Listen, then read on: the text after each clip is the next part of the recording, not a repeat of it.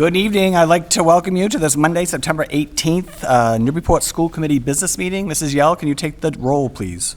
Mia Reardon. I'm here. Sarah Hall. Here. Bruce Menon. Here. Steve Cole. Here. Brianna Higgins. Here. Juliet Walker. Present. Brian Callahan. Here. Great. Can we rise for the Pledge of Allegiance, please? I pledge allegiance to the flag of the United States of America and to the republic for which it stands, one nation, under God, indivisible, with liberty and justice for all. All right, we got a crowd. I am going to now turn the meeting over to Vice Chair Hall. Good evening, everyone. I didn't see any sign-ins for public comment. Is there anyone here who wished to participate in public comment? All right, then we'll move on to our student and staff recognitions. That's what you're all waiting for. All right. I thought Coach Blue booked the library for a team meeting tonight. So, first of all, it's always an honor in the beginning of our school committees to recognize students and staff for great accomplishments, and tonight's no different. So every year, the Massachusetts Superintendent Association has an award of academic excellence to be given to one senior who's distinguished themselves in the pursuit of excellence during their entire high school career. This year's recipient is going to be Nolan Smith. You can give him a round of applause.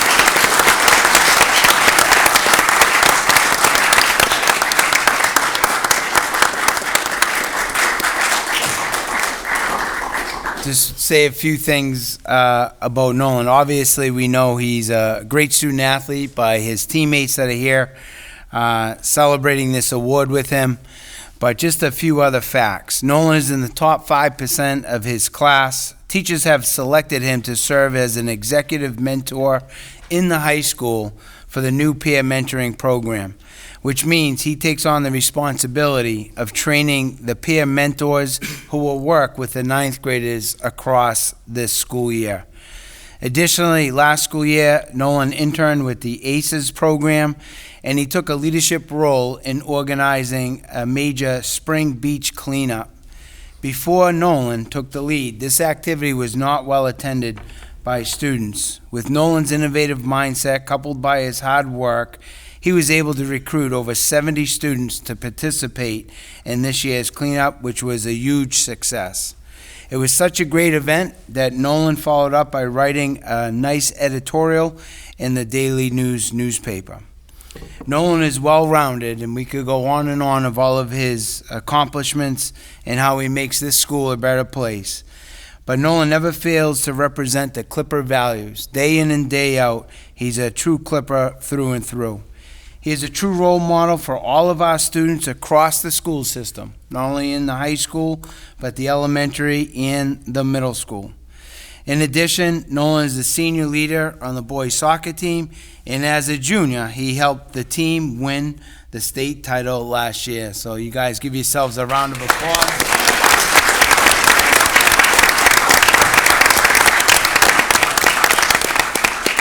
It is my honor to present this year's Academic Excellence Award to Nolan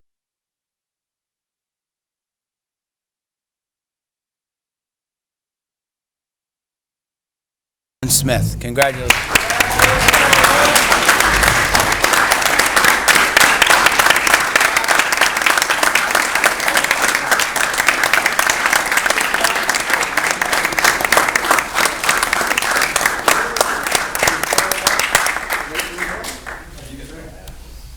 Glad I got my haircut with the they cleaned the back up.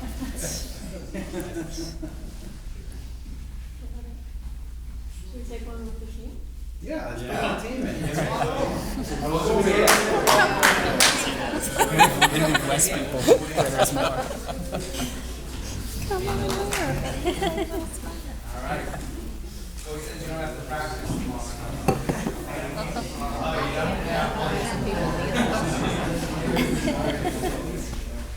That's my son all the way on the right. He's a junior.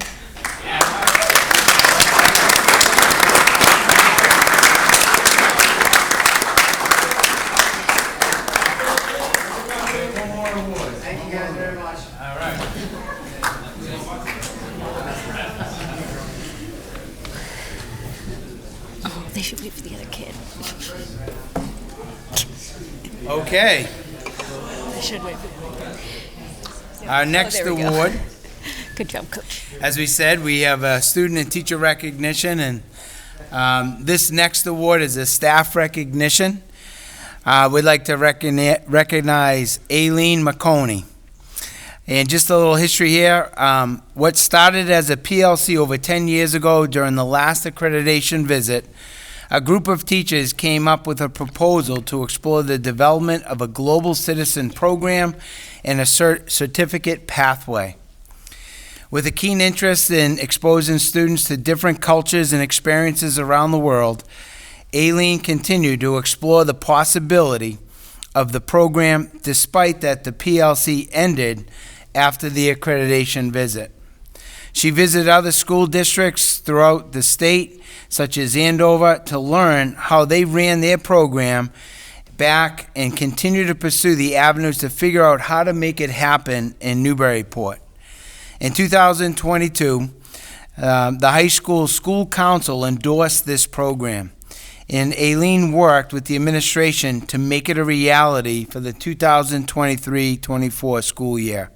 It is now part of the high school program of studies and allows students to follow a path of courses and experiences aligned with the objectives needed to earn the Global Citizenship Certificate, which will be included on the student's transcript. On behalf of Newburyport Public Schools, we are so appreciative of Ms. Marconi's drive and persistence to make this a fixture in the Newburyport Public Schools for years to come. Mr. Wolf's presentation tonight on the upcoming Field Trips 2025 is a direct connection to the work and the efforts of Ms. Marconi that she has accomplished. We will also hear tonight on some of the students who participated in the past summer's Global Leadership Summit that took place in Germany. So it is an honor to present Ms. Marconi our award tonight. Thank you so much.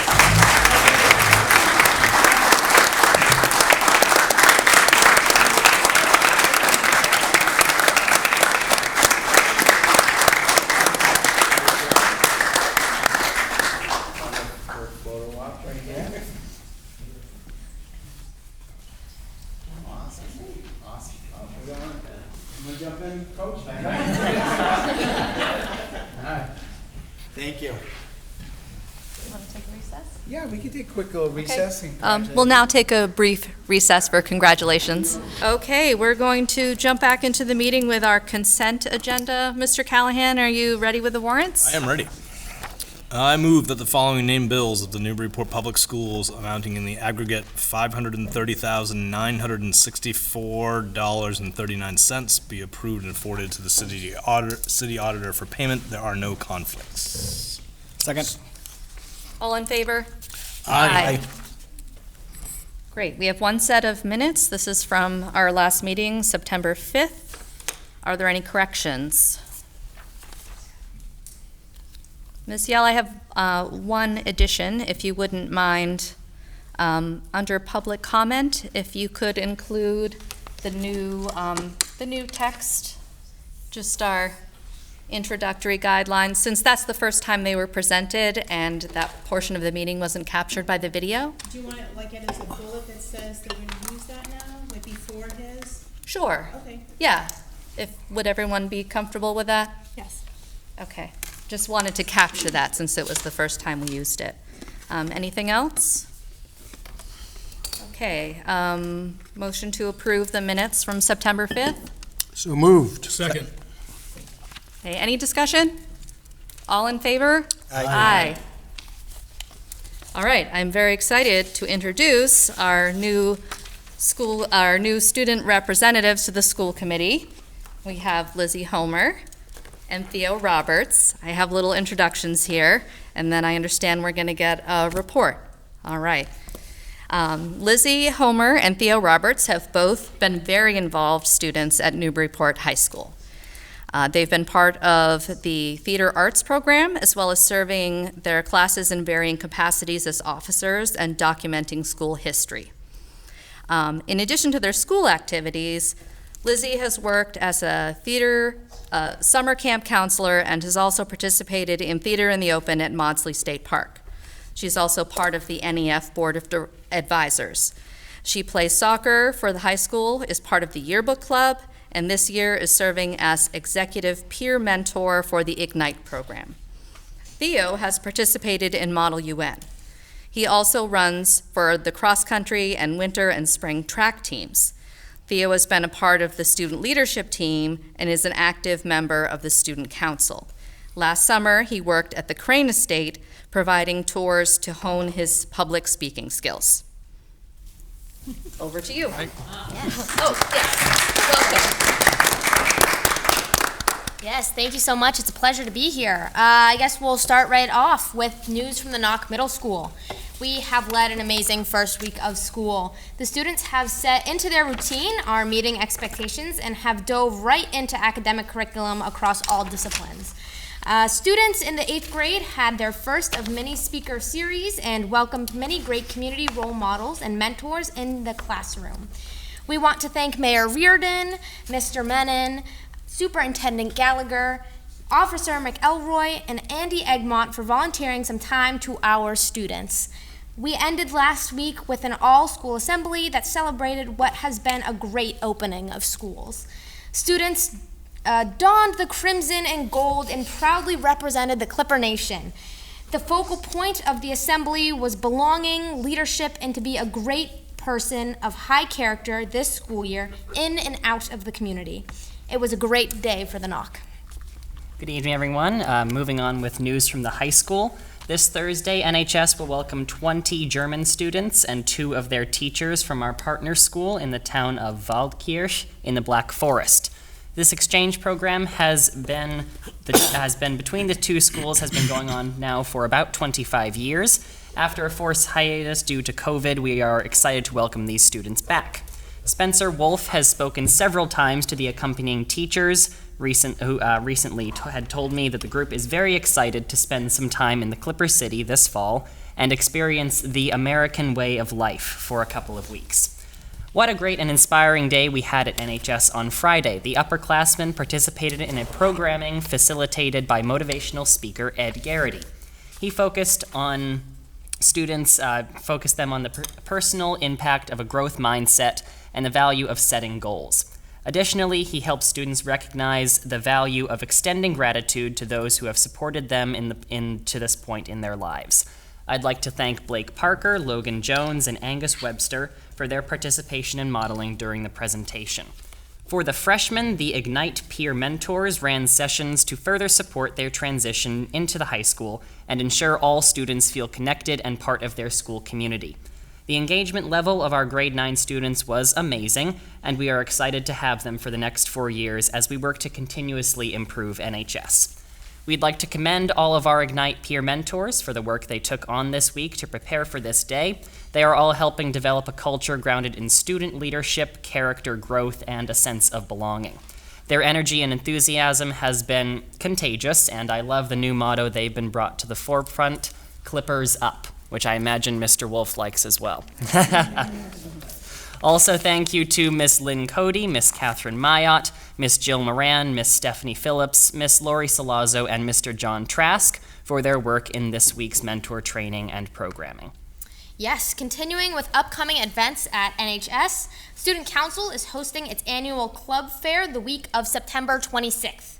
Clubs will have tables in the cafeteria during each of the 3 lunches this week, so students can learn about different activities they can get involved in.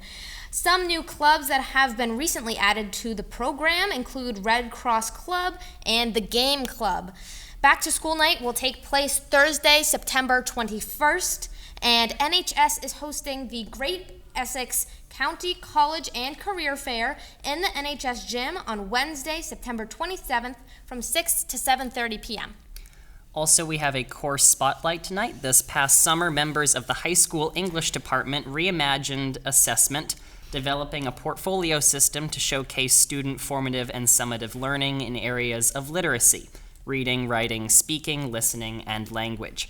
Grade 9 and 11 students will have the opportunity throughout the year to demonstrate skill development, identify strengths, and target areas of growth as they reflect on their learning against the Massachusetts framework standards.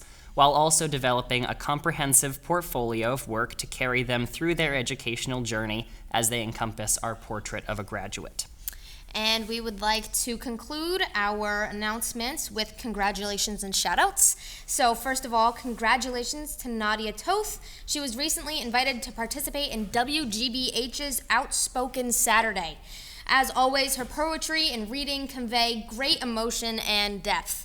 Henry Acton, a senior last year, was selected as a soccer scholar All-America and will be honored at a banquet in Anaheim, California on January 14th. He is the first ever NHS student to receive this award. This year, NHS has adopted the theme of Sweep the Ship, meaning to take care of our school and each other.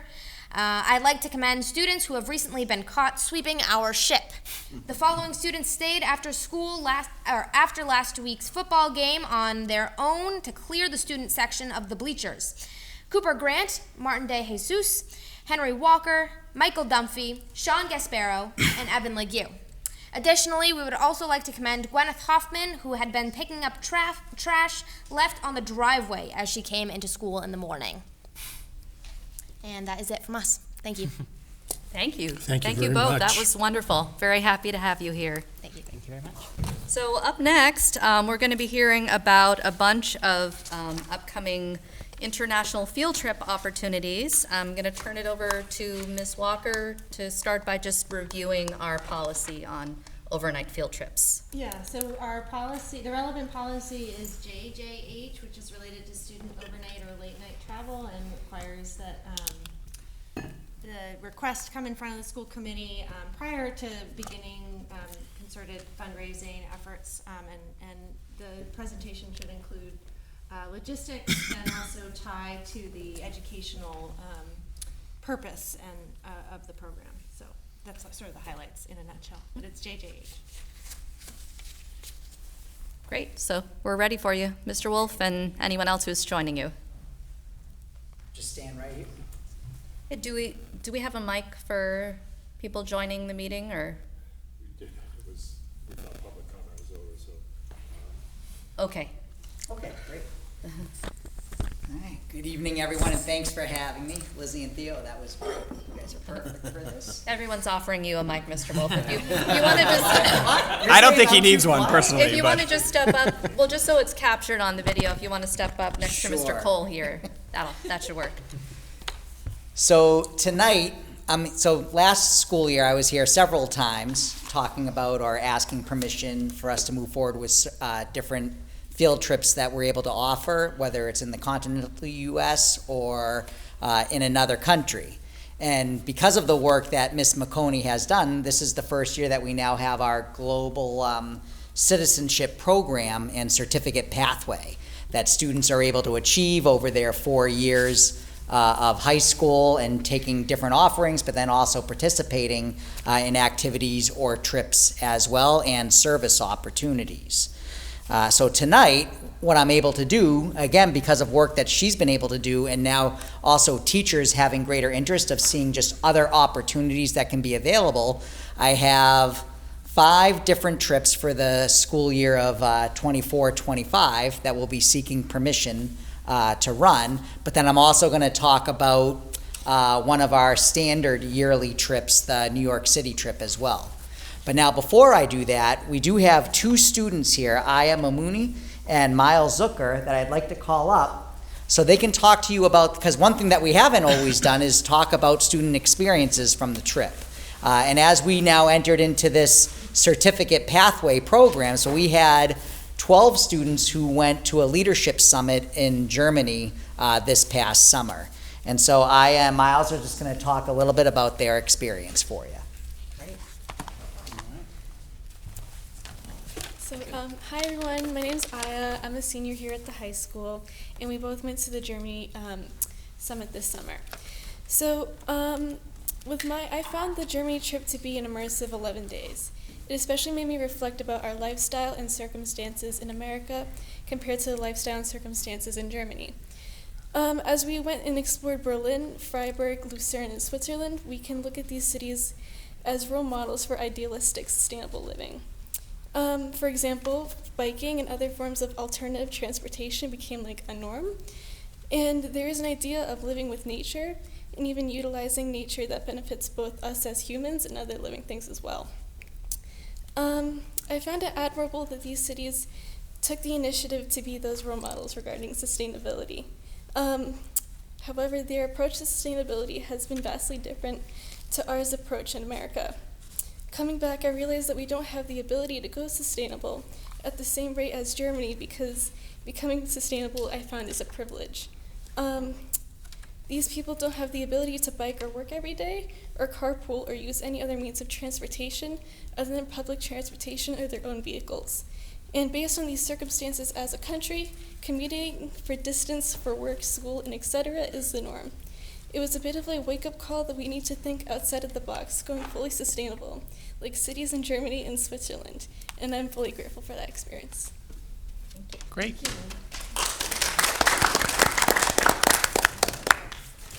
Okay, I'm Miles Zerker. I also went on that trip, and well, that was a big thing to look forward for me. The biggest thing on that trip was a 3-day conference where kids from all around the world, mainly the United States, but there were kids even in my group that were from different countries, came to kind of talk about sustainability and try to maybe move towards a country that looks more like what she was talking about. So over the course of this trip, we partnered with 2 other schools, and pretty quickly we became good friends with them. And I thought, okay, great, this trip's gonna be awesome, and we're gonna have an advantage in the competition because we already became close with these kids. Until they announced that we're gonna be split off, every single kid going to random 7 strangers, and then we'd have those 3 days to move forward. So during those 3 days, we did different critical thinking sessions where we were trying to figure out first what are common issues among not only our groups but the surrounding peers, and also then come up with an invention to solve it.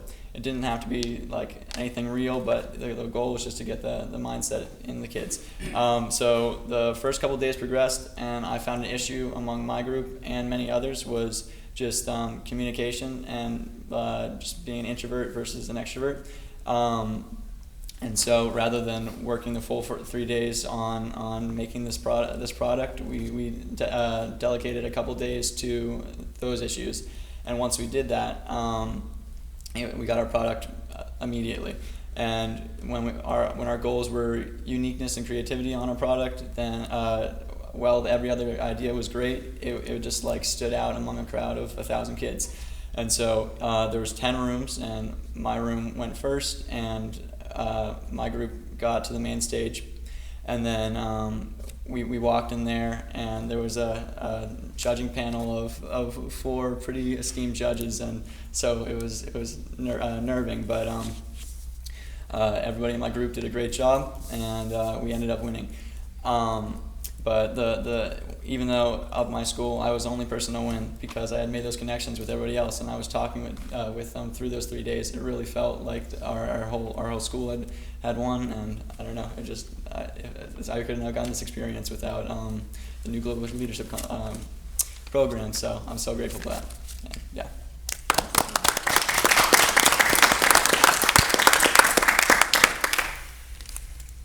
All right, thank you. Thank you. So that gives you a little flavor of their experience from the trips. And before I even get into going over all the different trips that we're seeking permission for, so obviously with these experiences that Aya and Miles were just talking about, we want to make sure that these trips are also accessible for all students.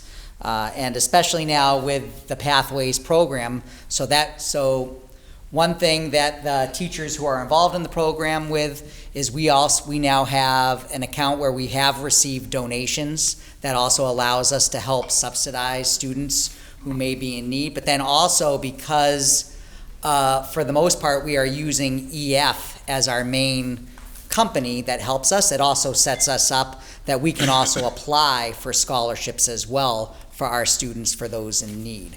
So it is definitely a much better setup for us now versus piecemeal like we had been doing before. So things would be a lot more streamlined for our students. So if they want to go on a trip, that we're able to work with them to subsidize it. And then plus, we have a student group, the Global Scholars Group, that also they come together. They also get donations as well, but then they also do just different fundraising as well, which also allows us to work from that too. So that is one of the advantages of now having an actual pathway and program at the high school. So it helps us to streamline those. So the first trip, what I'll do, and I don't know if you need to vote on each individual trip, or would you prefer that I just go through all of the trips and what's involved with each one? I think what we've decided is you can run through all the trips, and then we'll do an approval at the end. Sounds great. So our first one, which is the annual trip to New York City for the National Art Honor Society, our teachers who are in charge of that trip are Mary Rakoski and Aileen McConey. And that should have between 28 and 35 students that would participate. And all are members of the National Art Honor Society. The dates for the trip are April 26th, April 27th, and April 28th. The approximate cost is $450. And then where they'll be going, similar to last year, they'll be able to check out some of the art galleries and see a show and participate in the culture of New York City. Now, for the 2024 and 25 school year, the trips that we are currently hoping to have happen is actually a pretty interesting variety, especially with more teachers now getting involved. So our first one is going to be an England and Scotland trip for study abroad that would happen in 2025 during the week of February vacation. The group leader for this is our college and career counselor, Aaron Roboto Smith, and the whole idea of this trip is that students would actually be visiting different colleges in England and Scotland to learn about the study abroad program as a possibility, and understanding, and they'll also get to explore the culture of England and Scotland, also visit historical sites. But a primary objective is for students to really just learn about the study abroad option for when they go off to college. The number of students that can participate in this trip is between 20 and 40. The target audience would be members of the junior class. And again, the dates for the trip are February 14th through February 22nd, and the approximate cost of the trip is $3,909. The second trip is Maine Conservation in the Dominican Republic, which is a community service trip. The group leader for this is Aileen McConey, and students will work alongside scientists and conservation experts to help restore a coral reef and clean up debris polluting local mangroves. Students will earn approximately 30 hours of community service, and the approximate number of students who may participate is between 6 and 18. Students in grades 9 through 12 interested in community service or marine conservation or the Spanish language studies would potentially have an interest in participating in this trip. The dates for this trip are also February 14th through February 21st. So again, during our February vacation. The cost of this trip, which does include all meals as well, is $4,169. Now for two trips that would happen during the April vacation time frame, we have the Artists of France and Spain. The teacher leader for this trip is Mary Rakoski. And students will explore the works of artists from painters to architects to performance, and will have opportunities to do workshops creating works of their own, all while being immersed in the culture and history of France and Spain. This trip can accommodate anywhere from 6 to 40 students, and it is open to any student with interest in arts, culture, the history of France and Spain, and again, it allows for Spanish language real-life practice. The dates of the trip are April 18th through April 28th, and we do still have the flexibility where it could shift to a few days before the April vacation as well. The cost of the trip is $4,069, with the cost of meals and all of that included, like the other trips as well. Then with teacher leader Gary Matloff, we have Central Europe and the Holocaust, where students will learn about the history of World War II and the Holocaust while exploring Central Europe. The number of students who may participate can range from 6 to 38, and again, open to all students, especially those who are interested in Central Europe, history, and human rights, and fits perfectly in with our World Studies curriculum. The dates for this trip, April 19th through April 28th, but just like the Artists of France and Spain, that could also shift to right before the April vacation as well, a few days. The cost of that trip is also is $3,999. And the last one that I have here is Cuisine and Culture in Northern Italy, Farm to Plate. And actually, this one's spawned from our summer programming that we now offer, where students can sign up for summer courses, where we have our teacher leader, Tina Cochran, who would be organizing this trip, where she actually runs a farm-to-table class during the summer for students across the district. So with this, students will visit and have the opportunity to work on farms and other agricultural sites in northern Italy. They will also participate in cooking classes. This is a customized trip and will include an opportunity for students to take a summer elective with Ms. Cochran. That's not mandatory, but it's an option where they may be able to take that as well.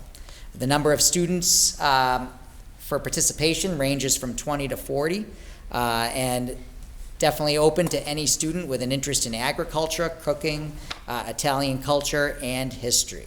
This is a summer trip, so this would be the summer of 2025 and would run June 25th to July 6th, and the cost of the trip is $4,606. And that's a summary of the trips we're looking for approval of. Great. So what do you think, Ms. Locker? Should we start with the motion, or? Or maybe we just have questions of Sure. staff? Yeah. Any questions about these trips? Just a comment. I'm really delighted to see the first trip that you talked about, the England and Scotland trip. I had an opportunity to study abroad for a year in England, and it's mind-boggling to walk into a church that somebody's been buried in for 1,000 years. It's amazing. It's a wonderful trip, and I'm really glad to see that you guys are going. Just one more comment. Thank you so much for doing this, Ms. McConey, for creating this many trips for our students. It's really incredible to see, and Mr. Wolf for putting this presentation together. One comment that you might just consider, I'm not asking you to bring this data back to me, but I know you talked about fundraising efforts and making sure that there's donations available for students who might need it, but thinking about how do we know how well that effort is actually working and reaching students who need it? And you might want to think about looking at your enrollment lists of past participants, and maybe you already do this, and if you do, ignore me, but just think about what percentage of students on some of these trips are identified as high needs or low income, what percentage of them are diverse, and then kind of analyze that data to understand who is taking advantage of these trips, who's actually going on them, and who's not.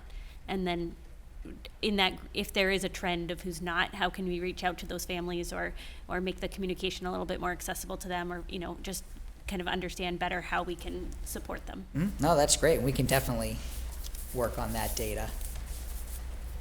Great, and I would second that, and I actually would like to see it reported back to the school committee in some form. I mean, not to put a big burden on staff, but I think it's important to show that we're actually doing that. Oh, no, I agree. That's And I great. think you guys relate to that. I would like to hear, maybe Ms. Marconi, if this is better directed for you or Principal Wolf, how you do the outreach for these programs, because there is a lot here. I know a lot of communication sometimes is funneled through parents, or parents have to prompt their kids to go to the meetings and things like that. And thinking about maybe trying to diversify the participation of people who do participate and give opportunities to maybe students that wouldn't normally be able to take advantage of something like this. Do you have some ideas about how you might outreach to some students that may not normally, or maybe it's part of your normal practices that you do this already? So the trips are outside of just the general announcements that happen through the phone or over the loudspeaker. But now with our advisory program, But then also, Aileen, even with the club, organizes a fair so that students are able to see all the potential options. But that's also where getting this in, which I was excited when Aileen met with me a couple of years ago about this idea, but really making it a part of our program of studies. And so many students are motivated by certificates, and the fact that we have a certificate pathway now where a student can actually have this on their transcript, so that way guidance counselors are, so for students who show an interest in trying to pursue this going into their sophomore year, it's something that guidance counselors are also able to talk with their students about as well. So it really definitely streamlines everything now by having it as a program. And then I guess related to the Global Citizen Program, I think if we could just get confirmation that there's going to be communication to all affected parties, and that there's buy-in from teachers, coaches, theater directors, music directors, that if students have to miss practice or programs because of this trip, that it's a school-sanctioned activity, and therefore they shouldn't somehow be Penalized, yes. Yeah, Right. I think that also speaks to the fact that it's now, this academic program that we're looking to support students at all levels, and particularly make sure that students who maybe have a lot of demands on their lives are going to get some reprieve from those demands if they participate in some of these things. Yes, and I think that's also with offering it at varying times of the year as well can help to alleviate that also. Yeah. I think if that communication can actually go out to staff, so that, teachers tend to have that understanding because they work in the schools, but there are a lot of outside staff that interact with our kids on activities that don't necessarily know that this is Yeah, no, totally understood. like Yeah. coaches. Mhm. Thank you. I'm No, really thank excited. you. Great, Mr. Cole? Yeah, thank you. I know we're well in advance of the trips, but I was just curious in terms of ratios, because I know you have a varying number of students who could attend these. How do you decide on what you're going to need? Is that something that EF directs and then you essentially recruit from in-house? You mean in terms of the number of students needed to have a trip happen? Or having the chaperones, is there a ratio that's recommended? Oh, I believe, was it There is. It's 1 to 10 or? six students to one chaperone. So many trips can run with just 6 students. And then we would pair, like we did this summer, with other schools, all right? So I took 12 students this summer, and then we were paired with 2 other schools, one with 8 students and one with 6 to make up our bus. And it added to the whole experience. In the past, almost all our trips have been full bus. But the idea now is let's offer more opportunities so that we're addressing more interest for students. We're giving more options and times, but the trips don't have to all be full bus trips. We can take as few as 6, with the exception of a custom trip, like the Italy trip, does need at least 20 students to make it affordable and to keep that price. Thank you. Thank you. Great. Do we have any other questions? Okay, I think we're ready for a motion if you want to take that on, Ms. Walker. Yeah, I would move that we approve all of the trips included in our packet tonight. I won't list them all, but maybe we can include them in the motion. And recommend approval according to policy JJH. And then I would just ask that we do get some report back in the future on the we'll take care of that. participation numbers. With, no pressure on staff, but at some point in the future, it'd be great to track. Second. Discussion? All right, all in favor? Aye. Thank you. All right, Exciting. thank you very much. Let me know if you need a chaperone for that trip to France and Spain. That's Or England. Fish and chips. okay. Cold in February. So we're ready for our iReady internal assessment data. You're already on your way up here, Ms. Yes. Ippolito. Thank you.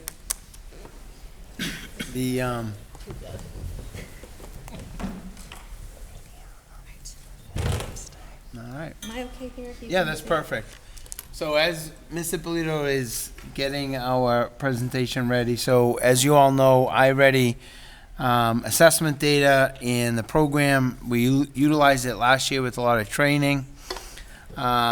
This little video that we're going to show right in the beginning is this nice little summary of what the program does and how it works to benefit the classroom teacher as we move forward. The other piece in your packet, we provided, I think, a detailed presentation. So that if you have questions, we can answer those questions, and then Ms. Ippolito has a few slides that kind of summarizes, our follow-up with the staff. But what's great for this year is our teachers now have the individual data for those students last year. So when the students came into their classrooms last week, they have data information they can go off of right away. So it's already informing the way they're beginning our school year. So with all that being said, the video explains it a lot better than I can explain it to you all. And it's a lot quicker. In classrooms across the nation, there are students who are not proficient in grade level work. How can we change this? We can start by giving. All right. Is Lisa still here for long? She's hiding. She said as soon as the video starts to play, she's going home. Every student individualized, attainable, and challenging goals so that they can grow toward grade level proficiency. iReady's diagnostic growth model does just this. Students need growth goals that consider both their current needs and give each learner an ambitious target to work toward. The premise of our growth model is that while every student may start in a different place, every child can work toward grade level proficiency. Our model uses two benchmarks: typical growth, which is the average growth of students at each placement level, and stretch growth, which is how much we want each student to grow to put them on a path towards proficiency. In each classroom, there are many students with unique strengths and areas of need.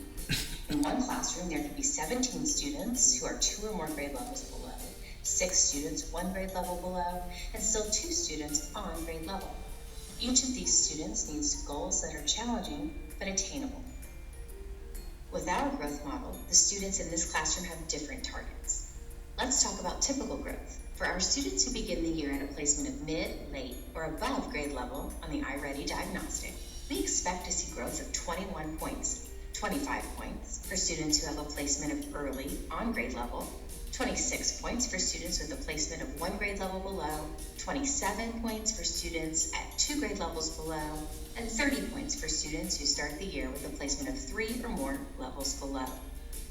Now let's discuss stretch growth. Think about stretch growth targets as being rigorous, yet attainable. For our students who begin the year at mid, late, or above level, 30 points. For students who are early on grade, 34 points. 35 points for students who are 1 grade level below, 43 points for students who are 2 grade levels below, and 55 points for students who start the year 3 or more grade levels below. Now let's dive even deeper. Alejandro and Mia both start the year 2 grade levels below. We know both students are capable of growing. However, if Alejandro continues to make typical growth, he may not grow enough to meet on-grade level standards. He will move in the right direction, but it will not be enough to get him where he needs to be. Mia has met her stretch growth goal for 1 year.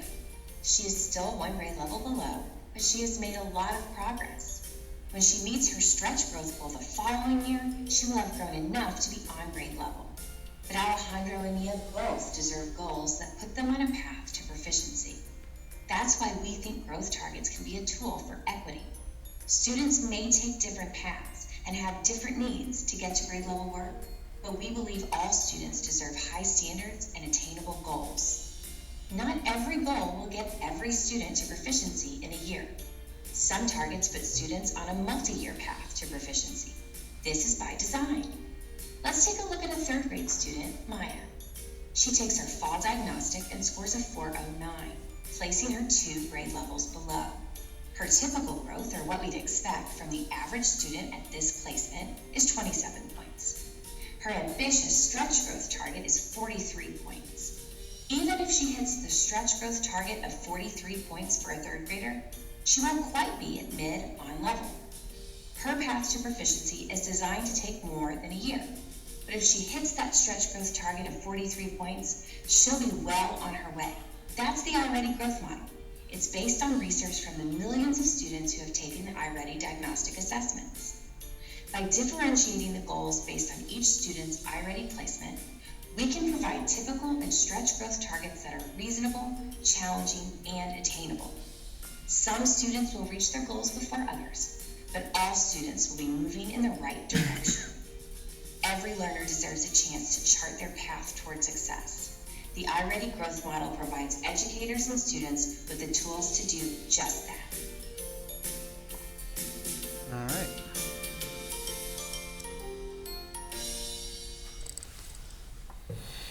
All right, that just kind of gives like an overview of the program, and as part of the data report, Ms. Hipley will talk about some of the strengths throughout the district from the beginning of the year to the end of the year, those benchmark assessments. And then we just have a few slides, and then we'll just take questions. There you go. Okay, great. All right. So, just let me know if what I'm saying is not on the screen. Yes, it's right there. Leveraging iReady data. There you go.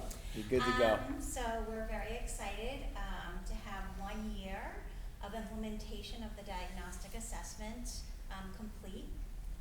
Part of our goal around looking at this data is its alignment to other assessments, but also to help us provide individualized support to our students, as the video said, at their area of need.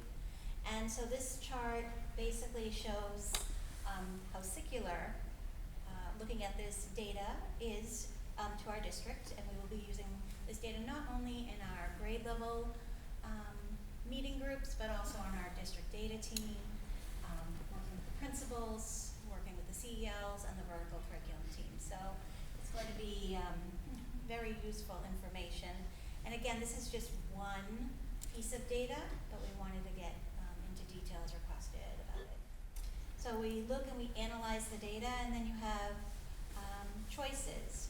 Either assess student understanding, because we look at the data and we're sort of have more questions about it, and maybe we're doing some progress monitoring, or determine determine student strengths in areas of need, so that we are able to individualize their path. It's called My Path, utilizing the iReady and Ready Math program.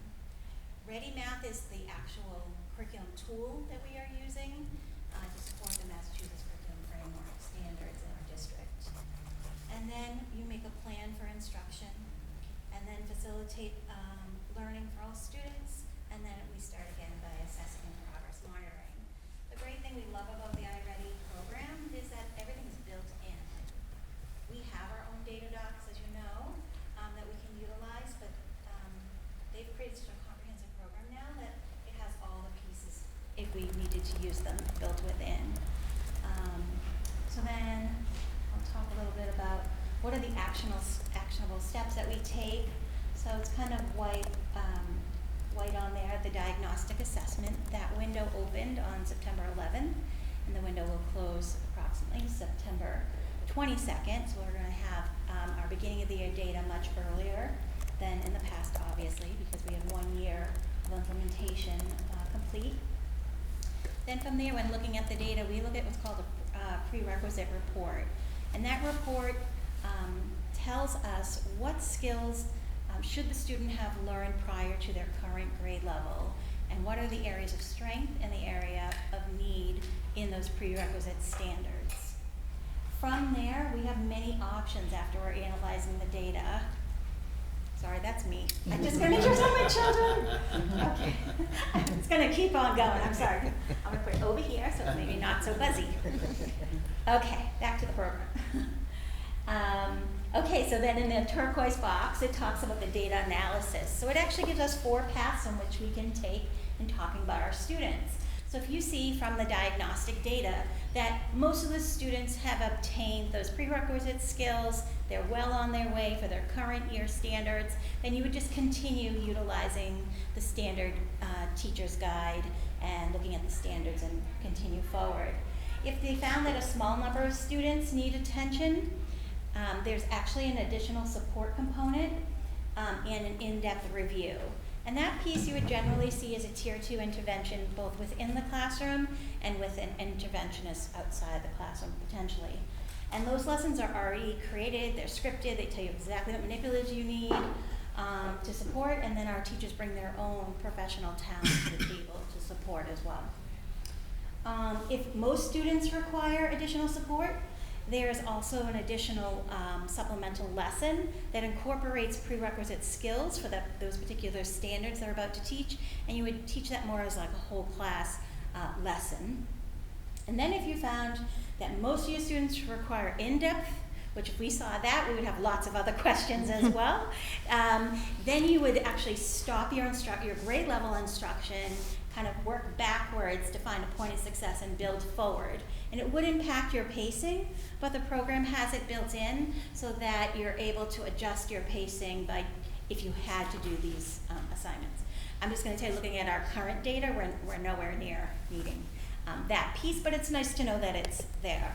Yeah, and what's nice about this, it allows the teachers to, as Ms. Ippolito said, they have the resources there depending on the students that's in front of them.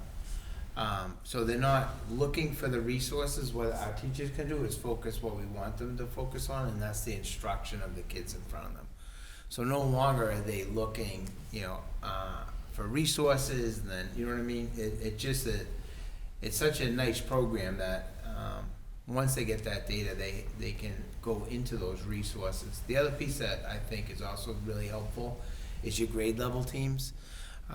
So when we opened up our school, our grade level teams are meeting, looking at this data for the students that are in front of them too. So I didn't want to take your thunder, but No, I think that's a real nice aspect Team of the effort. program. Mm-hmm. It's a great program, so it's a very comprehensive program. So that's demonstrated too, because you've seen this 100 times. This is also in our DCAP. Like, we're talking about tiered intervention and where, what are the pieces that we have to support. And I'll get into that a little bit more in a second. So here are the dates for our early release Ready math training, which iReady diagnostic tool also is embedded in that training as well, because we want to make sure that our staff, and when I say staff, that includes general ed classroom teachers, special education, EL staff, as well as our Title I staff, are all involved in the training, because you have to know what our strong tier 1 instruction looks like before you can even talk about tier 2, tier 3, the more intensive interventions. So we just had on Friday an excellent presentation. We divided it up by grade levels. So the Bresnahan had a trainer, as well as Knockmullen had their own trainer for Ready Classroom. I put out a survey today to get feedback from the staff about what they thought, and so far they're saying it was just what they needed, excellent, but there was also areas where they could, just like we're individualizing for the students, we want to individualize for the staff. So they're also sharing like what they need to continue to be successful with the program. So that's really helpful on my end to know, hey, I already know there's a built-in PD within the program that you could watch, or hey, this seems like a global, like everyone's interested in learning about this piece of the program, and so we'll make that as part of our agenda for one of these meetings moving forward. Also, as the superintendent said, our new math coach, Molly Farrell, has already done an excellent job meeting with grade level teams, reviewing the data, creating data charts, and what we are moving towards with the district data team as well as the school data teams is that teachers are becoming much more independent, being able to pull this data themselves and utilize in their classrooms. We also have our pilot teachers. If you remember last year, this was one of the programs that we piloted, and they are also resources for other staff members, as well as what I just talked about. There's a lot of different online PD as well. So then to think about our families, right? This is new. One of my things that I've heard for, I think, for the last, 10 years is, oh, this new math is so horrible. I don't know how to help my kids at home. And so what we want to do is we want to welcome our families into the district to support them at home. So this flyer will be going out shortly, but we're going to have an iReady and Ready Math presentation October 24th from 6 to 7 at the Bresnahan School.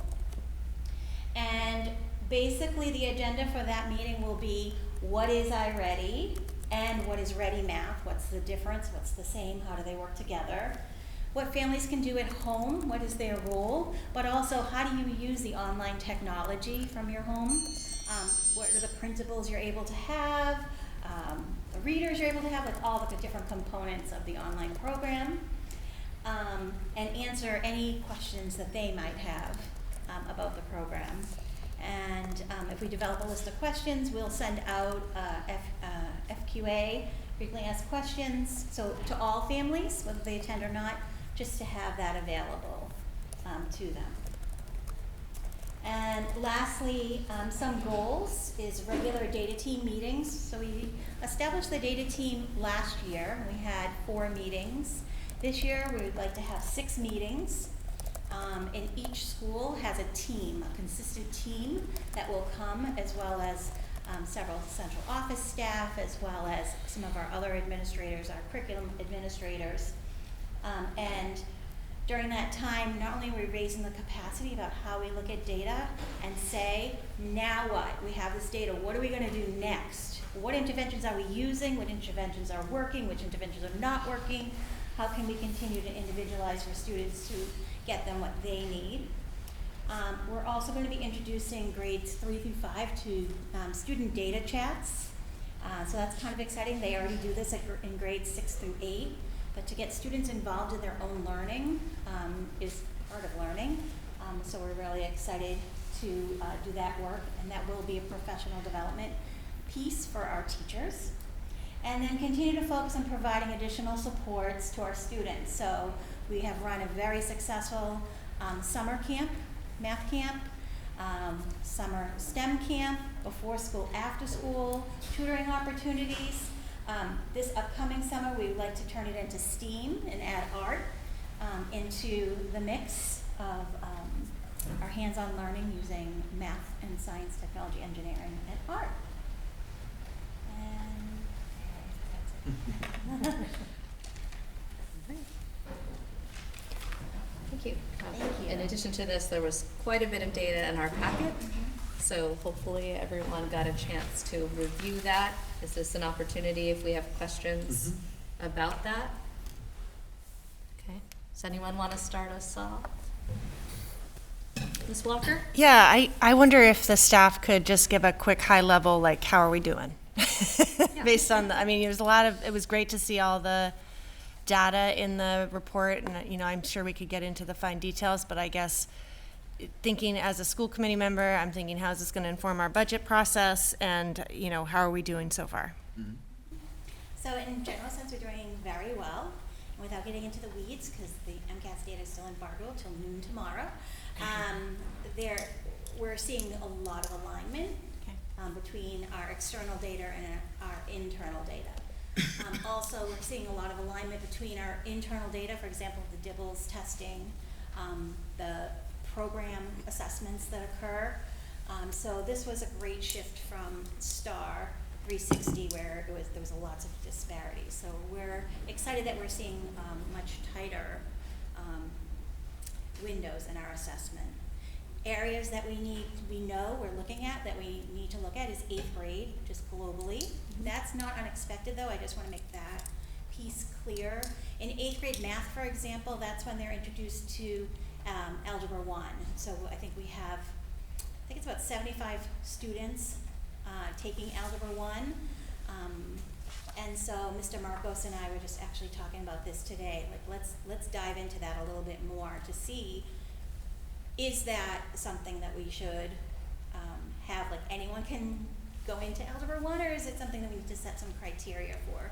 Some students may not particularly be ready for that. And just really informing our parents on pathways that they can take. Our kindergarten students, so that's going to be an interesting piece as we continue over several years. So if you look at our kindergarten data, all of the students from day one of taking the diagnostic were meeting the standards. And then by spring we had 2 students exceeding the standards. And so trying to look at that trend, because kindergarten is is the grade where it is just a mix of students. Most students have had preschool, but there are some students who have not. Some people have been, some students have maybe haven't had a school experience. So those are some data points that we would like to look at, and it's great that they're all meeting and 2 exceeding, but we would like to see more, I guess, exceeding, because they're coming in with those core rote skills. Trying to think if there's any other big I'll highlights. just jump in quick. Please. And I think when you look at the beginning of the year and then the end of the year, the final diagnostic, you can see the growth of all of the students. But what's really nice is when you look at the students that are in the red with the tiered intervention, so as they move into the new classes with new teachers, those teachers already, number one, identify some of the students that are going to need ahead of time, the extra support, look at the interventions that were in place last year. So when they have these meetings, these team meetings, they're talking about the same students in the beginning of the school year. So I think that that's really, really important. And then when you utilize the growth that was shown on page 10, it kind of breaks it down so you can see that. It kind of gives you the breakdown on how the data works. But for us, even just walking the buildings and talking to the teachers feel they're already one step up with the new classes in front of them. And as Lisa Marie stated, when we had that professional development, because they had the training last year, they're not like trying to figure out a new program. They know what it means. They know what this is all about. And so the data conversations and the instruction, they're already planning on how to continue to move the kids forward. So I think that's been really beneficial right away. I didn't want to cut you off, Ms. Bowden. No. It's team effort, so a lot of information here. Recognizing that. Mr. Mena? Yeah, I just had a question. Knowing that we've just adopted this and we've got a year under our belt, but also knowing that that year under our belt comes after 2.5 or 3 years of COVID and hybrid and all the stuff we were going on, I just wonder how that informs your conversation. So just to be clear, so the diagnostic is 1 year under our belt, and the iReady actual curriculum, we're just starting it this school year. How do I want to tie this together nice and simple? Because the state is doing a lot of work now when we receive our accountability data.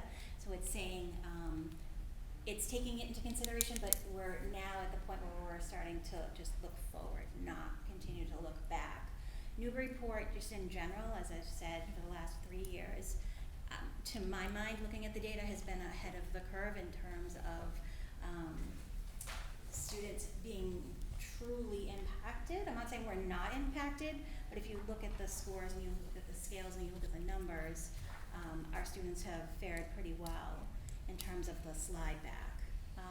And I think that's partly because we were able to provide, whether it's the teachers doing a lot of teachers do the 1 hour after school and they're doing tutoring, we have the summer programming, we have the vacation programming, and those aren't just, come to camp.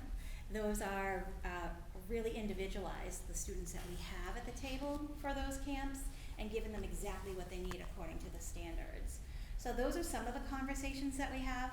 It'll be exciting once all the data is released and we have all the data in a room and dissecting it together as a team.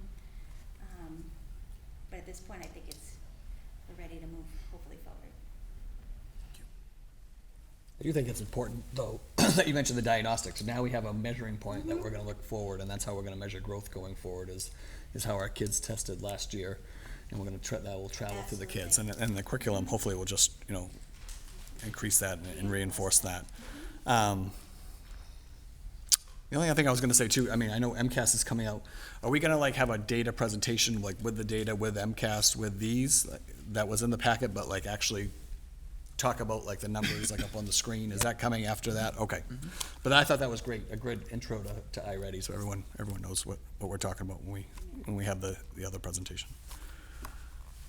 Ms. Higgins? Yeah, I appreciate the intro to iReady, and so just so that everybody at home knows, like, this was our end of year report, right, for last school year. So it's coming, a little bit later now that we're in the school year, and so I don't want to spend too much time on something that happened, months ago at this point. So, hopefully this year will be a little bit more timely with when we get a lot of this data. But something that we've talked about in the past, this has brought up lots of questions.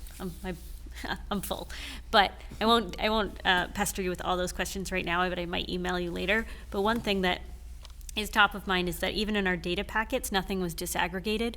So, I'm sure you have that data, but that wasn't presented to us. So we just don't know which groups of students are falling into which of these categories. Who is meeting their typical growth goals versus their stretch goals? Are they, the lower achieving students that might be getting intervention, reaching those stretch goals, which is great, or are they like higher achieving students? Are they being pushed? Are they being excelled? What are our higher achieving students doing? Are they growing, or are they not being challenged during the school day? That this data just doesn't tell me that at this point.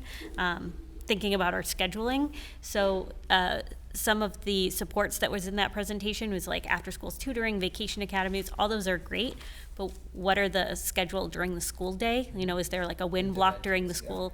That just wasn't in the presentation, but just being able to tell everyone, like, in the school day, also students have an opportunity to be pulled out into small group tutoring or, something specific for their needs. And then lastly, just as you're rolling out a new curriculum, I'm just wondering how you're going to assess the fidelity of implementation of that curriculum as you go through and you're observing teachers. How do you know how that curriculum is being implemented, and what is the balance between, in your PD time, because I know that's limited, between pedagogical support and supporting teachers' content knowledge, especially when you get into the, upper grades 6 through 8, if teachers don't have really deep content knowledge, especially in math, then, they're not really able to teach an in-depth understanding of that content for kids.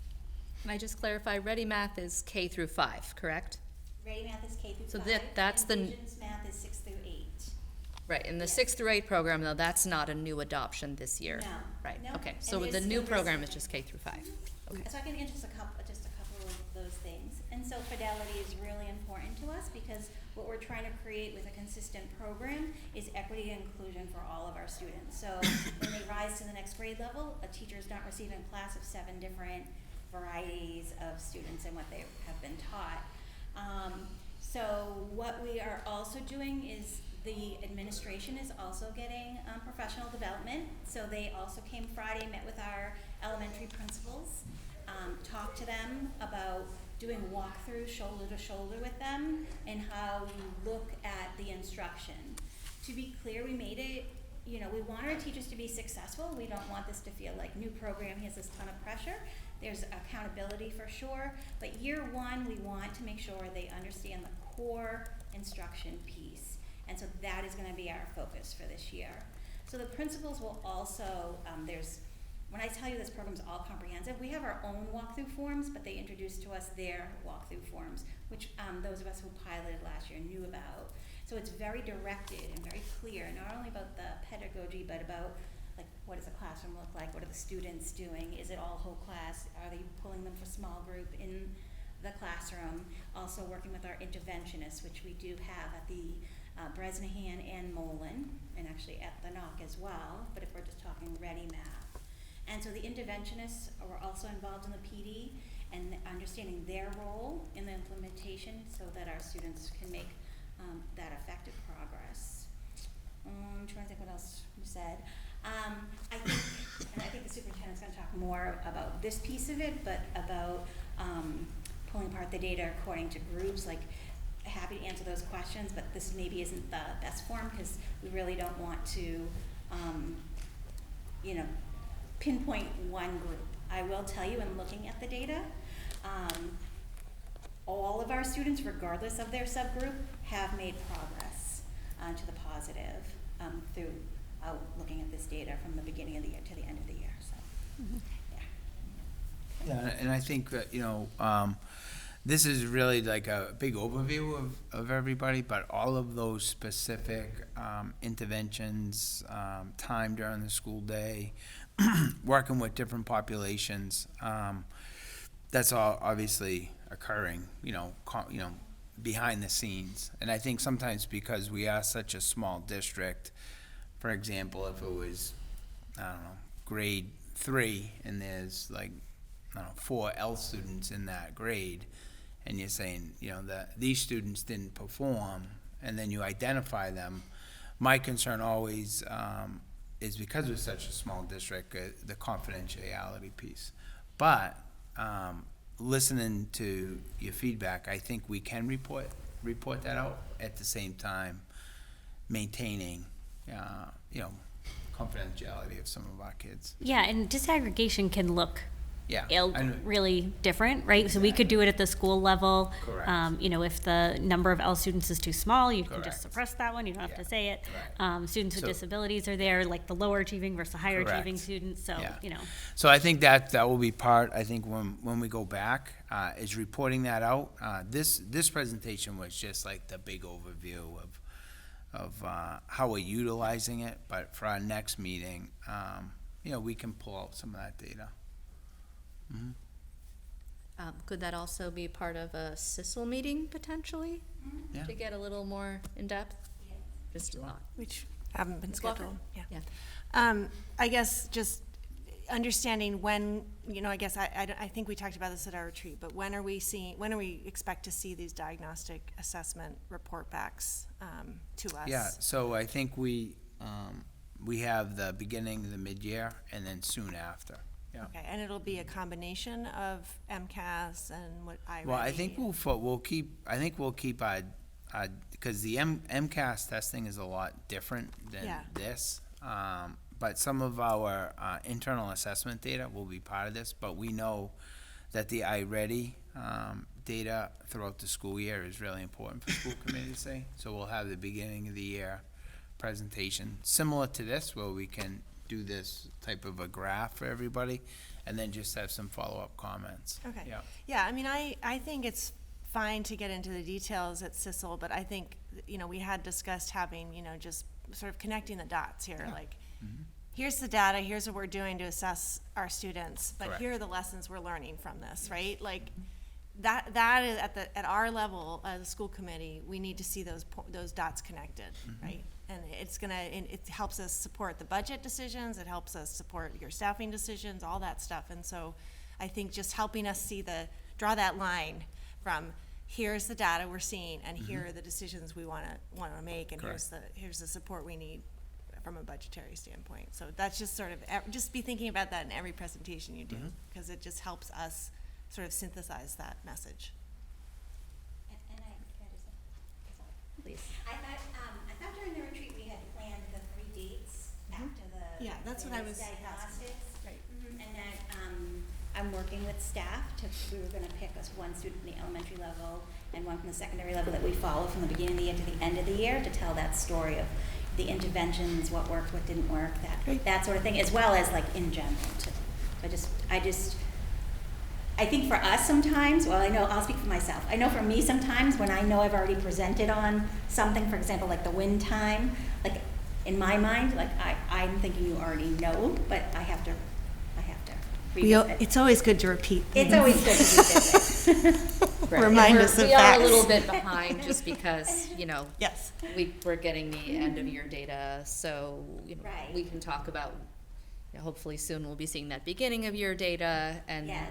I love the idea of having this kind of case study that we can follow and then connect the dots, like you said. Well said, Ms. Walker. Yeah. Yeah, great. Okay, any other questions, comments?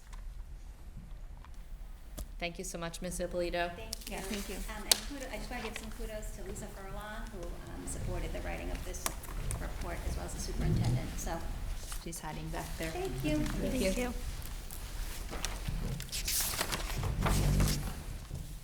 Okay, this next one should be pretty quick. This is just a second look at our school committee SMART goals. I just made the one change that we discussed, Ms. Higgins' recommendation, so now for special education it says provide programs and staff to meet the needs of all students. We still have the same 3 SMART goals that we talked about last time. So I will go ahead and make a motion to approve the school committee SMART goals for 23-24. Second. Discussion. Yeah, I would just like to explain also that we are assuming that under that special education, that includes a variety of activities that we didn't feel we needed to list in a SMART goal specifically, but including working with the superintendent and administrative staff to fill the director position, and continuing collaboration with families around special education. So I think those are two things that it's just important to highlight. I understand the reasons for not specifically calling out a SMART goal, but that there are a number of activities related to that I think all the committee members are aware of that we're continuing to work on. I agree. But you're comfortable if we don't articulate that as a SMART goal here. I didn't see this as being inclusive of, all of our work and priorities. Right. Yep. Just I think that's fine. I just want things to that we are. Make sure that's. I thank you for saying that. But these are the ones that we're kind of taking ownership of throughout the year. So yeah, any other discussion, questions, comments? All right, all in favor? Aye. Aye. One thing, we probably should talk about where this is going to live, if we want to post it anywhere. Thoughts? Could be on our school committee page, right? Yeah. Just, on the website. we added as a document, Ms. Yell? Great. So that's all set. We're on to subcommittee updates. Mr. Callahan, is there an update from finance? There is. Okay, great. We met on the 14th, Thursday, had a very lively discussion about fundraising. It's the new ice cream, I think. Sure is. There's just a lot of questions about, specifically with athletics, like, what is being paid for by the fees to actually play the game? What are coaches asking for? Should they be asking for things like practice nets and so on and so forth? So I think it's going to be a lot longer discussion trying to fix that, keep the burden off of the parents for running the program itself. I somewhat half-jokingly told Superintendent Gallagher that much like the later start time discussion, he has the year to fix this. So give him a little deadline, but I mean, it was good. I think that some of the things that came up, I think we should almost have a joint meeting of policy, and at least, I mean, Steve's already on policy, but at least me as the chair, and if Ms. Hall wants to go too. I mean, because there seemed to be a bunch of stuff we talked about, and Steve's going to bring up in the next policy meeting, but if we did it all in one go, it would be. Can I make a suggestion? Can we set up another ad hoc like we did with transportation around this and have policy involved, have finance involved, and then have some school personnel involved? I mean, I'd love to get Kyle Hudson on it. I'd love to get business manager on it, and just I think we've gotten into some practices over the years, and I think we need a comprehensive look at all of it. I know it's very different from when I was a student here, especially around the fundraising piece. And I'm just wondering if we're consistent, because I'm seeing a lot of things on the city side that we have a lot of checks and balances and a lot of things that every little bit of money that has to come into the city has to go through city council approval, and I'm not seeing it on the school side. And I think it would be great if we could have that conversation and just figure out what we're doing, where's the money coming from. Is it, are we fundraising for things that should just be part of the budget and aren't extra things? I mean, back in the day, I remember user fees started, I think, when I was either a senior or a junior in high school. And at the time, schools were getting, sports were getting more expensive. So it was a pretty modest fee, but like those fees were to just actually have the sports being able to take place, whether it be, helping to pay for a coach's salary or for equipment or whatnot. And then now, it just seems like we're fundraising for absolutely everything, right? And I get it. I mean, I think there's ways to do those things, but at the same time, I really don't, even as a school committee, as chair of the school committee member, I don't understand how that happens. Like, that someone come in for a check and say, here you go, put it in the bank. I don't know how that happens. And at the city level, I mean, oh my goodness, that would be the end of it if that happened, right? And that's why we have checks and balances at the city. So I just think it'd be a good idea to handle or figure out how to handle all of these things moving forward. And I think an ad hoc, just like we kind of did with the transportation, which I thought went really well, if we can get all these different pieces together and talk this through, maybe we can you know, figure out the policy, figure out how we should move forward and exactly, you know, what we're fundraising for and what's that look like. That's just a suggestion, but I mean, it's just something we've been talking about for a while, and I think it's time to figure it out. And there's just a lot of things. And I don't think it's just sports. I mean, I think we should look at it, you know, holistically across everything that we're doing, you know, whether it be, you know, things we're fundraising for at the elementary level all the way up through high school. Yeah, and the processes behind those. Like, there's a knock class of whatever T-shirt for sale. Mhm. Someone's promoting. You know, what's happening with that? Right.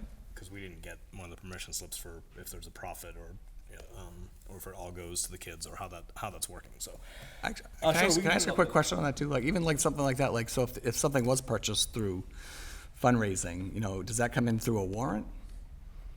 No, I mean, we see the. Right, it's just completely, so it's just out there, right? And it's- No, but just, you know, and this is something that I've been talking about for years and years. The PTO stuff doesn't come in on a warrant. But NEF does, though. I mean, NEF we have to approve NEF's allocation each year, you know? Right. But traditionally, you know, I've been asking for that information. You know, what is the PTO funding? What cultural things are we doing? How did they pick up stuff? And you know, that's something that I think is part of this conversation. Yeah, absolutely. Yeah, so we should definitely set that up. I mean, that's. So we're talking about a fundraising ad hoc. That I think it would broadly.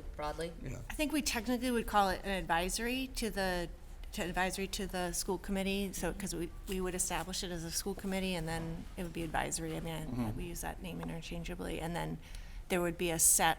You know, I think what we talked about when we talked about advisories before was just sort of establishing their purpose and coming up with sort of a broad, you know, maybe guideline on when we expect to report back, that kind of thing. So it might be worth thinking. I don't know if you want to do it tonight or if you want to maybe table it and put it on the agenda. Come up with an idea. We can Yeah. kind of try to formulate it. Yeah. I think it's a great, I support it. I think that this is a particular issue that, you know, a number of us have been we've all been talking about, and I think a few of us have heard of it in a lot of different ways, frustrations around it, so. Okay. Part of that committee, do you want booster people on there too? And PTO? Sure, one of them can be there. Yeah. PTO. Just as good a rep. Yep. But we'll figure out the details. And sorry to interrupt. Does anyone feel like they would want to take the lead on that, kind of organize that? I guess I can if I'm chair of the finance. I guess you can. All right. Great. All right, so I'll Call follow Julia up with for help. you on Read that. our new policy on it, okay? It's right here. Do you want to do it now? I can't read that. No. Let me just quickly go over this. We went over the fiscal year 24 meeting schedule. We did the recap on reports of revenue and expenses by source. There are, what does this say? I can barely read it. 3 sources currently show a negative balance, but that's going to be fixed by Mr. Littlehale, so we're waiting on just updates for that. And then transfers, we had none, and the transfers actually kind of comes into part of what you're going to talk about too, right? We have, it was never written down, I don't think. It's just kind of an agreed upon amount that the district doesn't have to ask us before they do the transfer, and I forget what the actual number is, but we never actually put that into a policy. So, Steve, we talked with about figuring what that is in policy, and it's all gonna come around to this other thing, I think. I forget the number is under. GB. Do you remember what number we came up with? Okay. So that we don't have the meaning for a $5,000 transfer. I think it was 15,000. Right. So, and that will be established in a real policy sometime soon. Crossing guards, we briefly spoke about those, what they're paid, you know, how difficult it is to get them. My opinion is that it's a city level responsibility more than the school level responsibility, because it's about safety in the town, not just getting to school. I don't know how we move that. Are we crossing everybody, or are we just crossing kids going to school? Well, there are some people that actually cross. Actually, I'm actually doing it, so I can see that question. Yeah. So, you know, it's a lot of stuff. It's, you hire someone for $15 an hour, and it's a dangerous job, right? And there, you know, we have police officers who are stationed near the schools for a certain amount of time, but they're in the car waiting in case something bad happened. People suggested that the police, like in Melrose, do the actual crossing. Yeah. But I don't know how that goes. That gets way into the weeds of contracts and Well, details and that's things. more of a staffing and, Yeah. you know, we're in the process of hiring 2 new police officers, but I mean, it's certainly something to talk about. I mean, I think that was my thought about opening it up to our seniors and veterans through the tax work-off program, is to open it up to a bigger pool of people who could actually do this and work towards getting money off your taxes and then actually have a job after you fulfill your hours. And I don't know, we haven't checked in, but I mean, I think we have one person that have started since then, so, hopefully we'll get a few more. I mean, this is crossing guards throughout the state. Newburyport's not the only, unfortunately, the only district that's lacking crossing guards, but it's one of those professions that, supportive schools, that is a big vacancy. And we talked about potential fixes for, a crosswalk is a crosswalk, but, painting it a neon yellow on the pavement instead of just the stripes. It's not Like Amesbury is MUTCD compliant. painted solid red, I think, in Amesbury. But even the flashing lights, they're not at every crossing.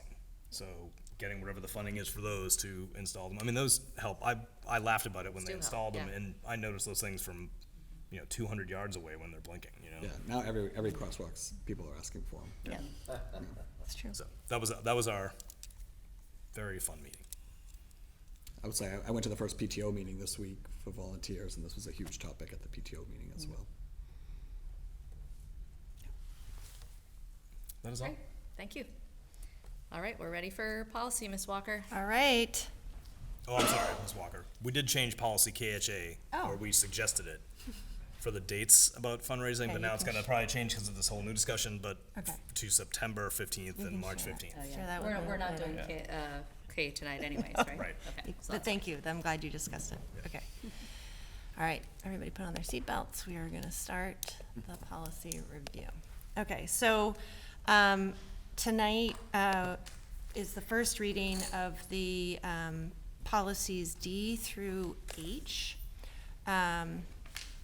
Just pull up my, there we go. So as we've done in the past, I'm just gonna kind of go through a summary of, a very high summary of the policies, but we'll go through them each step in case there's any issue that someone wants to flag for us to review before we go to second reading. The typical process that we've been going through for these policies is that we are meeting with the MASC representative at the policy subcommittee, Dorothy Presser. She will do a review of the section and will provide us with a marked up version that notes where there might be discrepancies or issues between what the MASC sort of recommended policy is and what our local policy is, and then if there's any reason to change it. And she'll make a recommendation, and then the policy subcommittee will either, accept that recommendation, or we might make some changes ourselves, or we might reject that recommendation. So all those things have happened. For the most part, it's been very straightforward. A lot of work I know has gone into these policies in the past, and that's evident. A lot of what we're doing is cleaning up some of the legal references, cross-references, making sure that we're reflecting best practices, and then also coding, making sure the codification is the same, is consistent with the MASC online manual. For those unaware, MASC is the Mass Association of School Committees, and they have a this is one of the guidances that they provide to Massachusetts school committees. So starting with section D, we do vote on this for recommendation at our policy subcommittee. Once we've gone through these, we will vote on the version that you have in front of you to take it forward to the school committee for discussion. Okay. So DA, if I don't mention a policy, it means that we just aren't recommending a change to it. DA is fiscal management goals, and there's some changes here that are just based on what the MASC version has, which is putting more emphasis on the relationship between fiscal resources and goals. DB, related to the annual budget, we proposed updating it because the MASC version was recently revised and acknowledges some of the costs incurred acknowledges that not all costs incurred by the districts are covered by Chapter 70 and sort of what our limitation is related to the budget. Yeah. When do you want some questions? Because something just struck me as I was reading the two policies. Yeah, why don't you, as I go through these, please raise the questions pertinent to the policies. I read it a couple of times, and I didn't see any mention at all of a budget that also aligns with the strategic plan. I wonder if that we should at least be mentioning something like that in our policy, the assumption being that we will always have a strategic plan.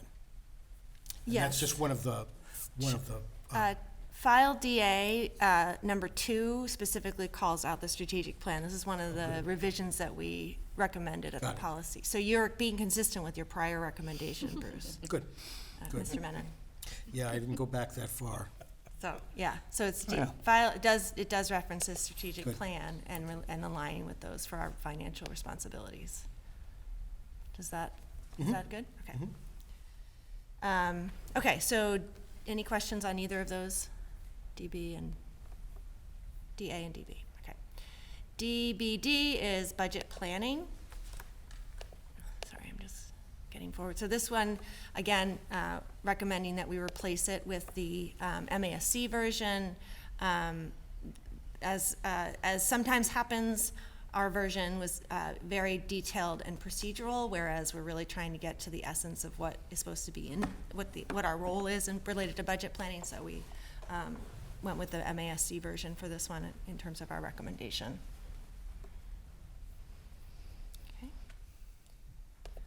DBG, there are 2 sections that we're recommending revising. The 2 steps of adoption be added, first by the school committee, then by the appropriating authority. And then there are other existing components that we kept in there related to the city charter.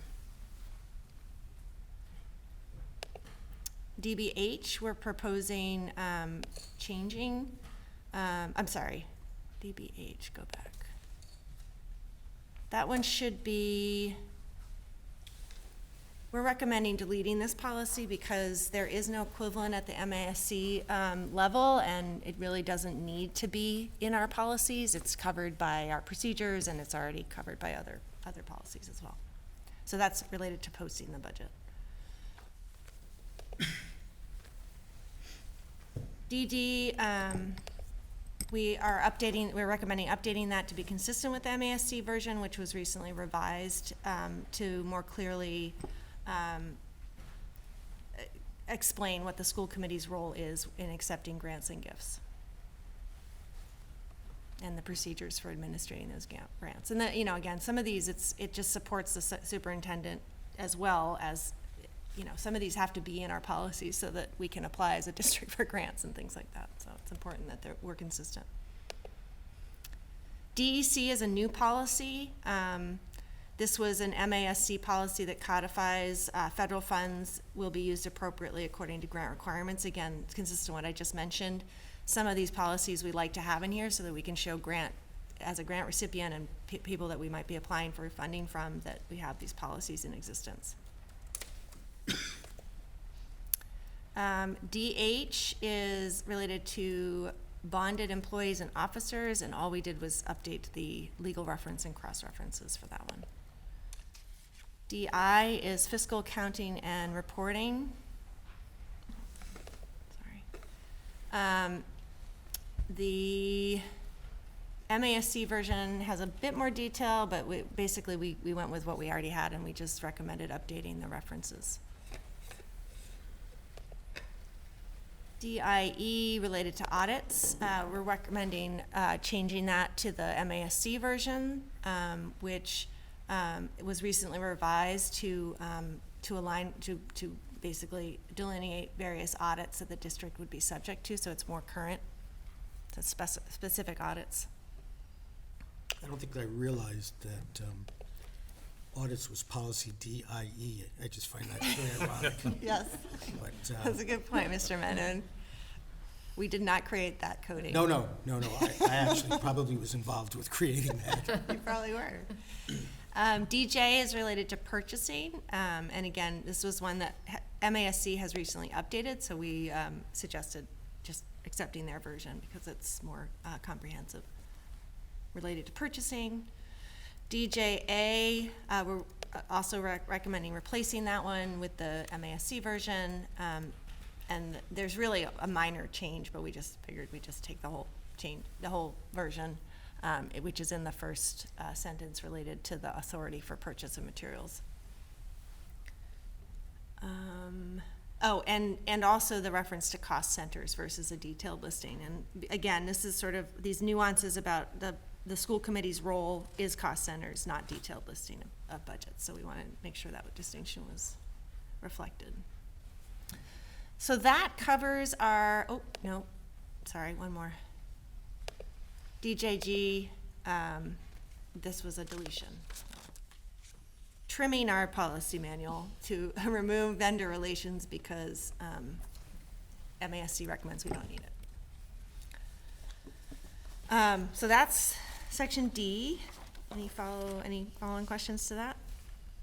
I just want to say how much I appreciate these summary sheets. The summary sheets are very helpful for me as well. I believe last time they weren't in the packet. I think we received them at the meeting. Yeah. It just made it a lot easier to agree. review and prep for the meeting. Yeah. So thank you. Yeah, we are learning as we go. We'll get better and better, and by the end, we'll be just sailing through all of these.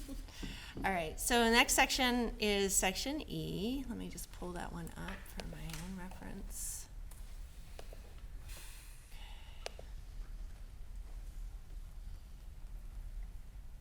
Hold on, sorry. Oh, man.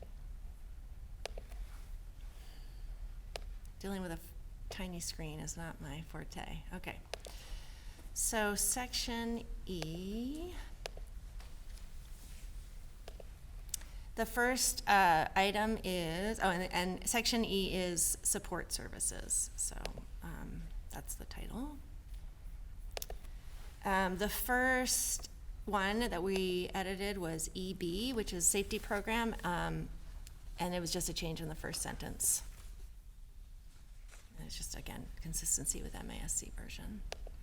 EBB, related to first aid, very minor changes to wording, Board of Health and reference to student versus child. EBC, emergency plans, again, also very, very minor change. We just removed the reference to Alice, ALISE, the capitals. Next, EBCD, emergency closings, is a new policy. It was in the MASC manual, and we thought it would be helpful to include this about how closing decisions are made in the district. Not just because the superintendent wants a vacation. Next one is EBCFA, which is related to face coverings. So there might be some discussion about this one. We talked a bit about what to do about this one, and we ultimately decided to recommend just removing it. Even the MASC version is now outdated because it was basically done specifically for the pandemic. And I think, Bruce and Steve, or members Menon and Cole, please, chime in. But, we felt that we have a model policy in the back burner if we need to reintroduce it at some point in the future, but to have a sort of one that we just don't know what the next situation is going to be about, and just sort of have this on the books, we felt was just problematic because it references outside guidance that doesn't exist anymore or is no longer relevant. So we're proposing to rescind it. Okay, no questions? Good. EC, buildings and grounds maintenance, just very minor word changes. Can I just mention that one real quick? That's something we're looking at on the city level this year. Mhm. So I was wondering if we could maybe pause on that one Can you hold altogether. that one? Yeah.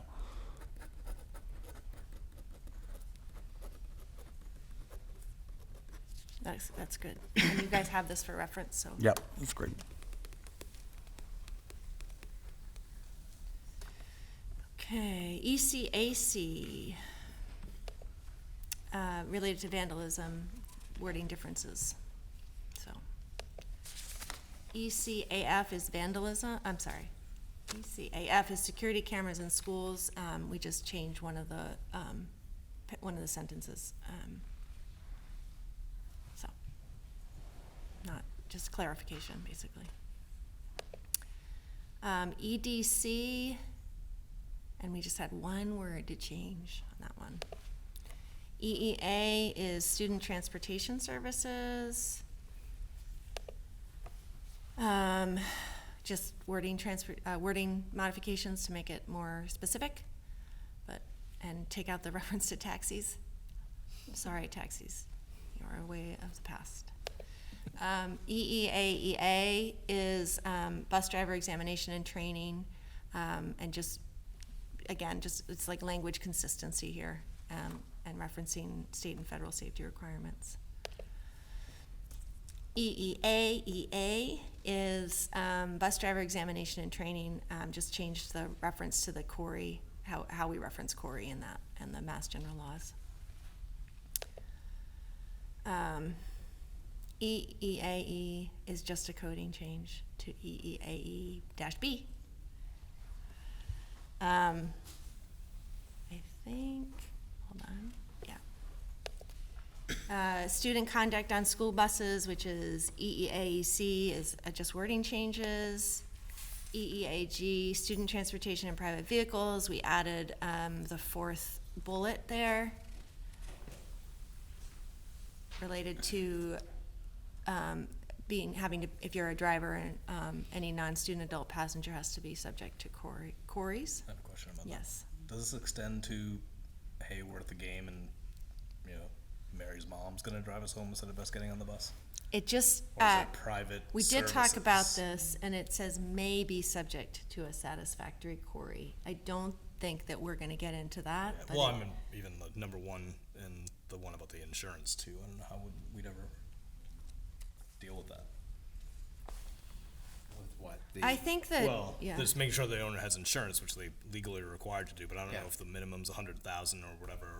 Who's gonna enforce that if someone's parent decides to drive a couple kids home from an away game? But I don't think that, the policy wouldn't fit for that. So it's more private hire vehicles? Be like if, yeah, if you had. District sanctioned. Yeah.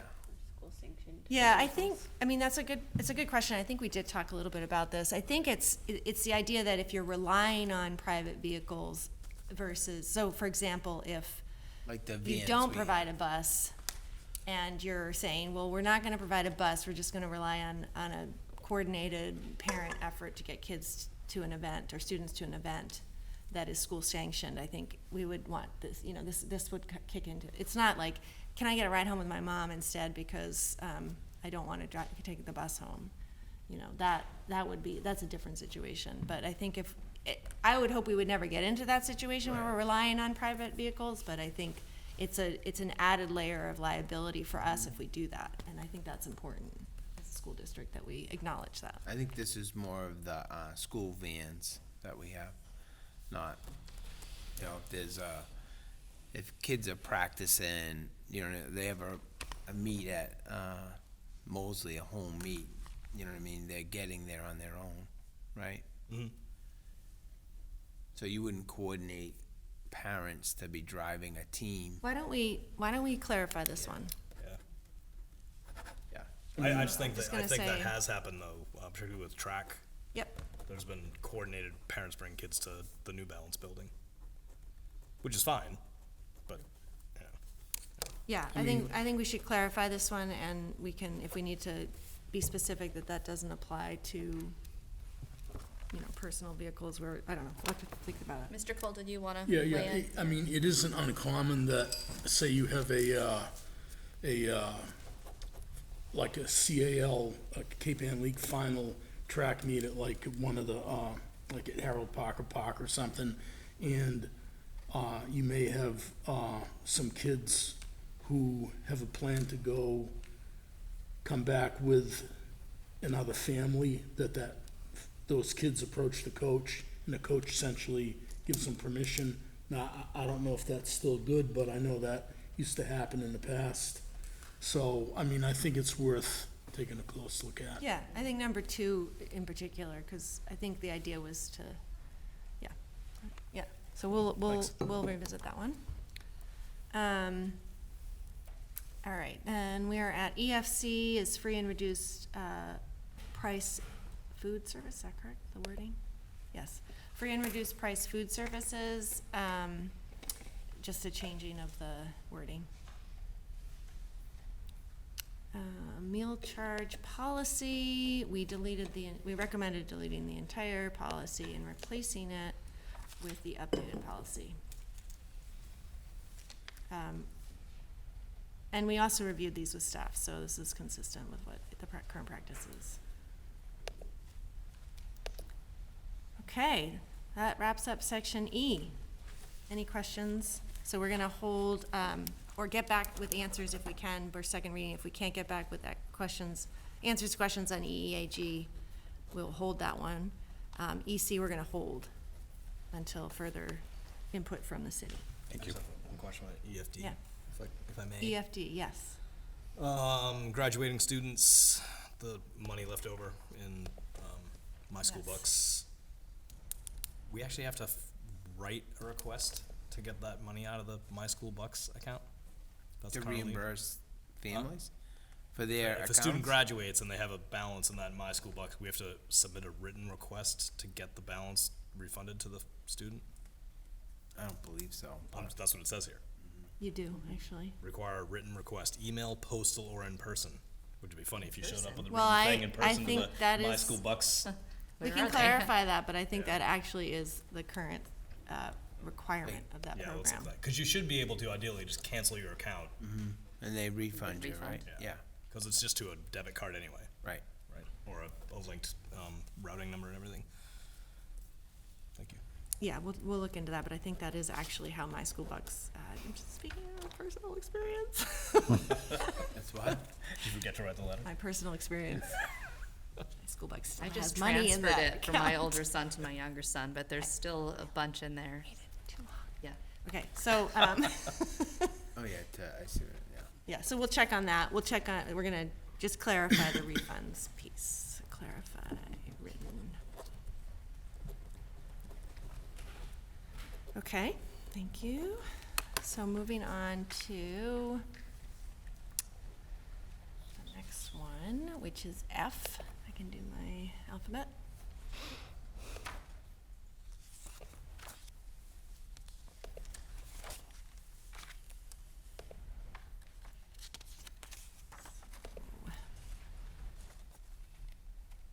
Just give me a second.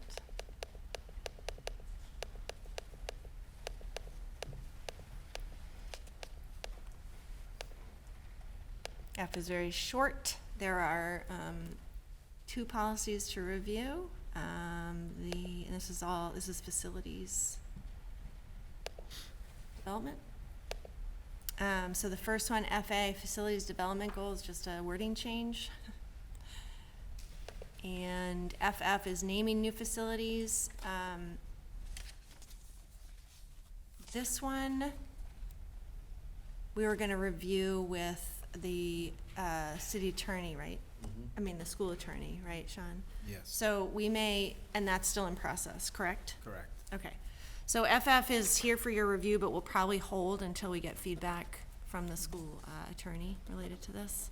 I do think, I would just ask the committee to think about this one because, you know, we've had some discussions in the past about whether this is an appropriate policy related to delegating authority to the NEF on this. And, you know, maybe the next time we review this together, we could think about how we might want to revise it with input from the school attorney.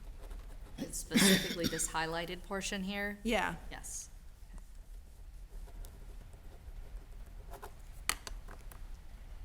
And right now, we are supposed to get an updated list every year. So that's Our also. first meeting is Wednesday. Okay, so maybe a reminder. Okay. All right, so now moving on to G. Hold on, there we go.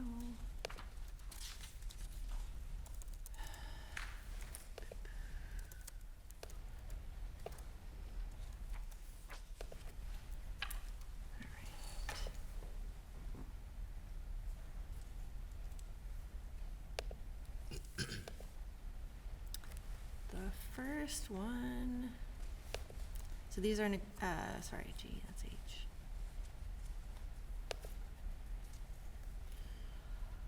First one is staff participation in political activities, right? No, GBA, sorry. GBA is equal employment opportunity. We are recommending replacing it with the MASC version because it just is more, it has the, more consistent language related to protected classes and so forth, just making sure it's legally up to date. GBEA, staff ethics and conflict of interest. We just made a very minor wording change. If you can find it, you win. GBEB, staff conduct. The Newburyport version had additional language, which you'll see highlighted in your version. We're good to keep that if people are okay with that. It isn't necessary though. A lot of I like words. the idea of pulling it for the personnel handbook. I think that makes sense. Okay. Any other comment on that? You guys want to just take that out and put it in the personnel handbook? You guys good with that? Take out the fluff? Okay.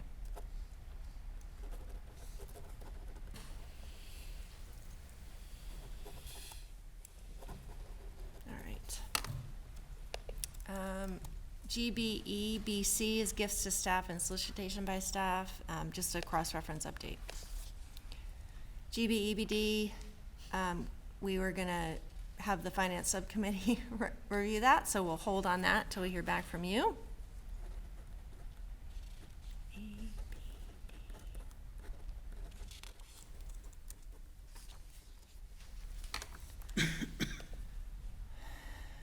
Okay, GBEC, related to a drug-free workplace, just a legal reference and a coding update.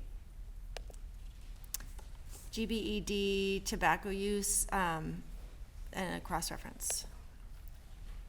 GBGB is an update to the legal reference. GBGE is a legal reference also, so some very small adjustments. And then GBI, we're recommending replacing the entire policy with the MASC version.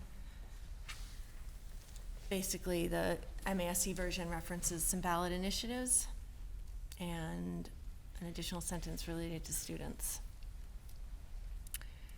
GBJ is just pronoun updates.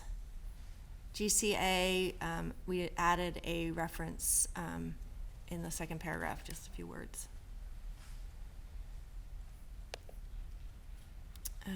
GCBB, oops, did I skip? Sorry, did I skip ahead? Nobody's catching me when I skip ahead. GCA was the one that we added the reference. GCBA is, we're recommending replacing it with the MASC version. And it combines principals and administrators. GCBB is some very cross-reference and a pronoun change. GCBC, just very necessary, changing will to may. GCE, wording updates. GCF, professional staff hiring. Let's see. For this one, we were going to recommend replacing in its entirety, just because there were a number of differences between the two, but overall not substantive. So also references the protected class and so forth. GCIA, we recommend just removing those last two bullets. GCJ, wording updates. GCK, yeah, we just updated some of the wording. GCQF, we added a bullet related to procedures for dismissal or suspension of staff members, and that was from the MASC version, so otherwise it was the same. And GCRD is tutoring for pay, just what I think is a minor change. Okay, that's the end of G. Any further comments on G? So just to highlight, we're gonna update GBEB to take the highlighted section out and recommend putting that in the handbook. We're holding GBEBD. Okay. H, It's the last one.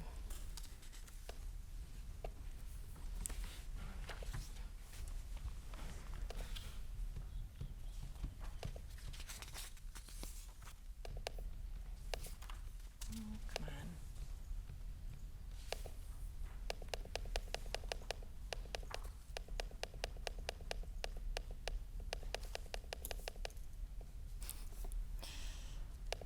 All right, I'm there.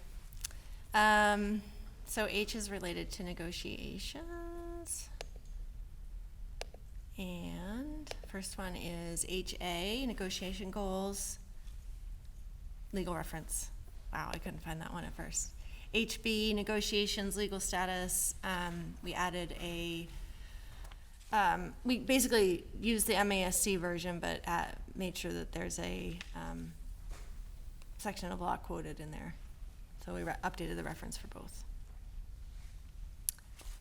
And then HF is pronoun updates. Okay. Any questions on any outstanding items? All right. So we will hopefully have this in front of us again at the next meeting for second reading. So, take a good look. Hopefully there won't be substantial changes, but that's okay. If we have to pull any more, that's fine. And I'll try to have some updates on some of the items that we asked about today. We are now in the process of reviewing I think we voted at the last meeting to move most of I forward to school committee. I think we have a few items that we wanted to confirm and get straight before we bring those in front of the school committee, but we'll try to keep that on a regular schedule. And then I think we'll probably be reviewing J and K. I'm not sure, but I'll let the committee know at our next meeting because we won't meet again as a full policy committee until the end of October with Dorothy. So no more policy meetings between now and our next meeting with Dorothy. But if anybody, I'll keep you posted. Sounds great. Thank you. All right. Thanks, everyone. Thank you. All right, it's time for the superintendent's report. All right.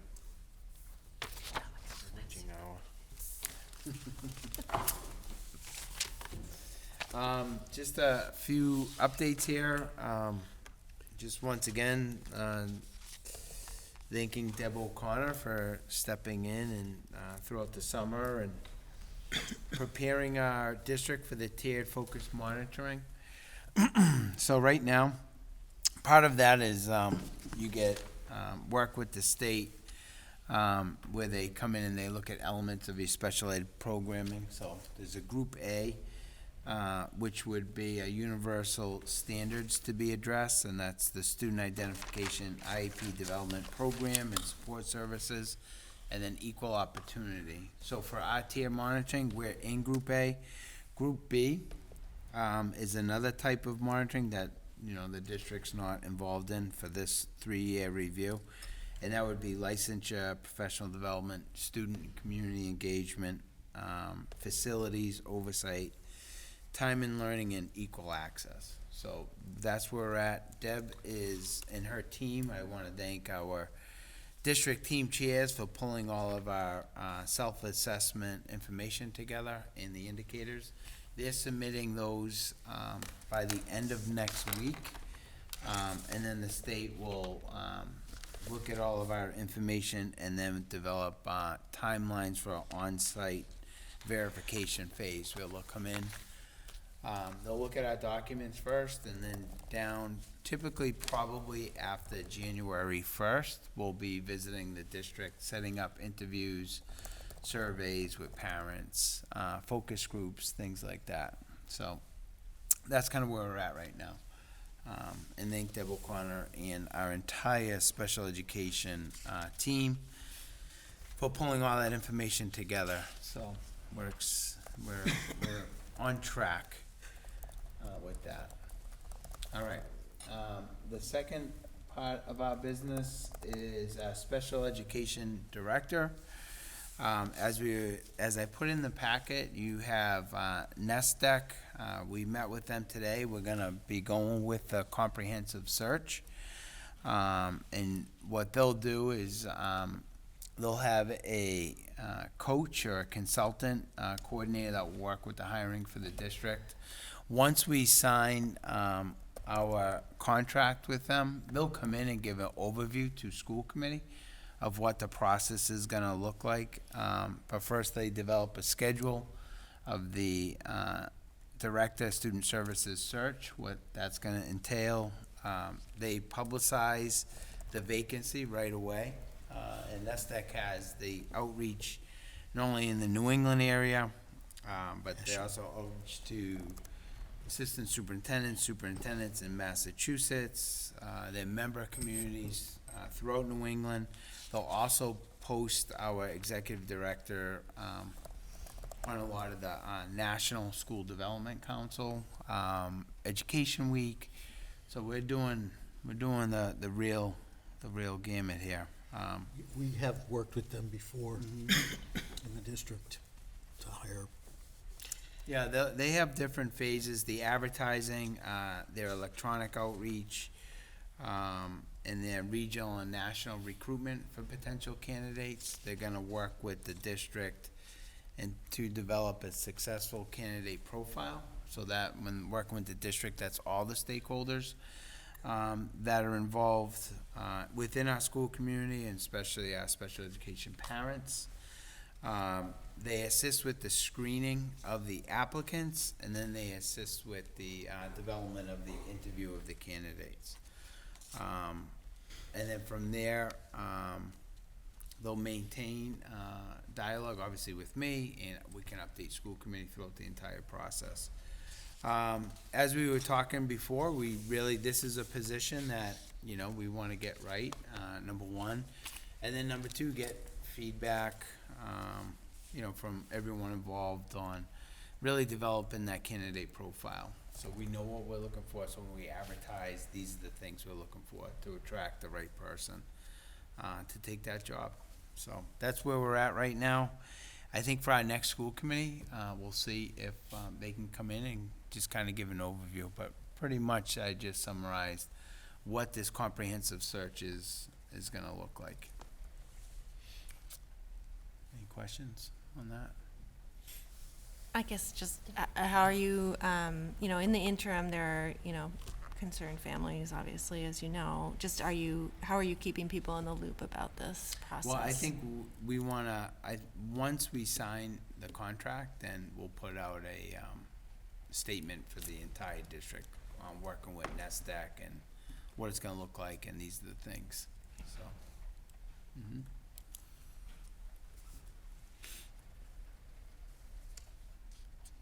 Number two? All right, Yep. moving on. All right, where we got next? Website, district website vendor change. So just want to credit Ms. Furlong back there with her tech team. So the website work that we did all last year to get the new website up, that website was sold to another vendor. We almost hired. That we almost hired. They were number two in the running. So that company bought out the company that we have right now. So Ms. Furlong and her team are maintaining the current website, but behind the scenes, putting many hours in to make sure when we upload the new website, everything is good to go. The good news is that a lot of the work we did to upgrade the website, the current website, so we have a lot of that information already that we're uploading, and we want to keep it similar so people are already used to our website. We don't want like a major change. So hopefully that will be up in the upcoming weeks, but right now we're not losing anything in the sense that our website's still operational, the current one. But Mr. Callahan can tell you the work that goes into website design and all the information. It's not fun. I'm actually surprised. I was talking to Lisa. I can't believe that they don't have a tool to migrate. Yeah. They just have to re-upload all the policies again. Yeah, so on that note, Crazy. I just want to note that I did send out the updated policies that we approved in this year, but the staff also got to work and posted all the sections that we've reviewed and approved this year as a school committee. So for those people I love the online manual. It's very handy, but a lot of the policies that we reviewed are now out of date. So sections A, B, and C are posted as PDFs until we can migrate them to the full policy manual. So I think it's great. It's right at the top of that page when you go to district policies. We have all our new policies listed for sections A, B, and C. So thank you, staff, for doing that. I think that's really helpful. Yeah, and then once we have the new website, you'll be able to search those policies, but right now it's just a PDF form. The next. Sorry, do you have a kind of a timeline for when that transition's gonna happen? We're hoping sooner than later. So I'll probably have a better understanding at our next school committee Sure, meeting. okay. So I don't wanna put it out there and then have Ms. Furlong and her tech team Well, quit ideally, quit you on won't me even tomorrow. notice, right? Right. It'll just. They won't know. Yeah. They won't know. Thank But you. they've been working really hard throughout the entire summer with a lot of the Great. stuff that they've been doing. So they're a great team. The other piece I know for the Whittier Regional School Committee reps that we're looking to fill. So we worked with the mayor's office. We posted the vacancy on our school website. I think you also posted it on the city website. Taking applicants right now. So within a couple weeks, the school committee will be able to probably select, one of the candidates if we don't get more, so. Is the plan to invite whoever's Well- put there to the first meeting in October? Yeah, I don't know, usually we actually have both candidates, if there's 2 or 3 or 4. Sure, come and speak, yeah. Come to talk to us at the school committee meeting. And that's usually the meeting where we take a vote. Well, that's helpful. I actually had a question about that, because it seemed like, I know you reached out to the Whittier superintendent, and it's, I guess, kind of up to us what our process is. We've done it Or is before, yeah. In that, okay, so Yep. we have 2 applicants currently. The deadline is Friday, so we could get more. I actually set the deadline to end of the month just because we weren't going to do it till October anyways, so. Okay. We had different dates, so. Okay. Yeah. I think I did speak to Andrew about aligning with this Friday, Mhm. just so that we could have applicants to review and get whatever information we needed into the packet. So I think we're fine with that. Yeah, I mean, like I said, if someone Yeah. turns it in before the Right. next meeting, I don't think that's a big deal if we Right. include them, yeah. So then we just invite all of the applicants to attend the meeting and speak and have a process to. They give us they give us a Typically, they brief give us presentation. a couple minutes and we ask questions, and then we'll do the same for the next person. Great, so that'll be on our next agenda. Right. Okay. All All set? I think that might be it. I have some new business when we get to that, so. Great. All right, That's all I so have for my superintendent's report. I have some new business as well. Anyone else have new business? Yes, Ms. Higgins? Do you want me to go first? Yes, go ahead. Just a quick question on Sissel. I hadn't heard anything about it yet this year. Have those meetings been scheduled, or when are Not they yet. starting? Yeah, we're putting them together now, so. When do you anticipate they start? Probably the first one will be in October. Okay. I'm just gonna work with the assistant superintendent. Okay, thank you. Can I just add to that? I think last year we talked about just making sure it's clear what the purview of the CISL is and like a sort of a statement. So when we see the schedule, if we could just get like a statement of what the CISL is all about, its purposes, stuff like that, and clarifying that it's a ad hoc of the superintendent. Absolutely.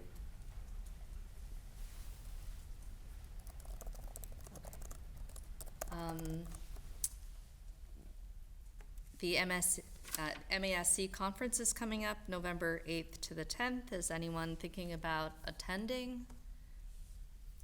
Thinking about it. Steve, you gotta go for your Bruce and last, Steve, last last hurrah, hurrah. man. We'll see. Yeah. We'll probably get another standing O, maybe like a. We'll see. Flat for Anthony. I think they have a Friday-only option this year, if you don't want to go for the whole thing. Just throwing that out. Throwing that out there. Okay, I just thought I'd ask. I was looking at their information. They actually have 8 resolutions this year. think it was like 5 last year. I don't remember. I just remember being very tedious. 8 seems like a lot. So, I mean, I don't, we're not obligated to do that, but if we want to, I think we could probably get it on our agenda for November 6th, just a couple days before the meeting on the Wednesday. But, So they're fresh in everyone's mind. yeah, so maybe just reach out to me if you think that you're interested in attending. It would be great if we had at least one representative from our school committee there. Yeah, I found it I know other people have attended. I did find it really helpful last year. Very useful, a lot of good information. It was great having you also come back and kind of give us Give the a Cliff summary? Notes Give me the- version of it. That was very nice. I appreciated that. Okay, and then the other thing I wanted to mention is it's been brought to my attention that there's a conflict with our October 16th meeting. City Council has scheduled one of their meetings that same night because of the holiday a week prior. They bumped it to the third Monday, and they're sticking with it. So we're gonna Did you need. vote on a calendar a year ago? Well, yeah, they said they voted on their calendar in January, and I guess didn't notice that was a third Monday. So in any case, we're gonna need to shift. I'm hoping that October 17th, Tuesday, October 17th will work. And Miss Yell, maybe you could look into the senior center for that night. I know it's hard to get the senior center on a Tuesday, but if we possibly could, that would be very nice. So we can be in touch about that. Yeah, I can already tell you that I would be late for that meeting. Okay. Is the reason we do that just simply so the mayor can come to this meeting? I don't know if you want to weigh in on that, Mayor. I don't know, I mean, I was told this reason is that Port Media can't do both. So they're set up to do a city council. They get precedence, that's what I was told. Yeah, I But I think don't. that's probably. I would be happy to miss this meeting if you guys to go to the city council. No, actually, I would happy to. If it does end up being a problem, fabulous as Port Media is, I don't think it's the end of the world if we don't have the filmed meeting. I think we should. It's not the end of the world. It's No, an it's idea. not, but I think we should. If we can't Needs to be reschedule, available. then that's what we do, right? If We if could do Bruce a- has to be late and We could do a Sean- hybrid meeting if we wanted to. Use the owls and do a hybrid meeting somewhere, so it's Are streamed. you gonna run that? I have people I could get to run that. Have your people call our people. All right, well, and we can talk about that, and I'll have a firm plan by the next meeting to let you know what's happening Okay. for the 16th, 17th. All right, we'll explore possibilities for that. That's all I had. Did you have All some right, yeah. items for new business? Yeah, one item, but I also want to thank NC Hub over there for their work tonight. I know it was a long day setting up on the satellite, so thank you very much. Truly appreciate it. Yeah, so I just want to bring to school committee's attention, nothing, it's just an interesting fight we're having with a company in California, so to speak. So our theater department utilized this company for many years, Brown Paper Tickets, for their ticket sales. Yeah. Do they owe us any money? Of course they do. So right now, See it. they owe the theater students $6,115. So the original company, this Brown Paper Tickets, who we've used in the past, I guess, for many years with no problems. I'm familiar with that. Yeah, so they're located in Seattle. Then I guess they were bought out by an events.com that's located in California. So through our people, many attempts to contact them, telephone, email, since last year to now, it's been radio silence.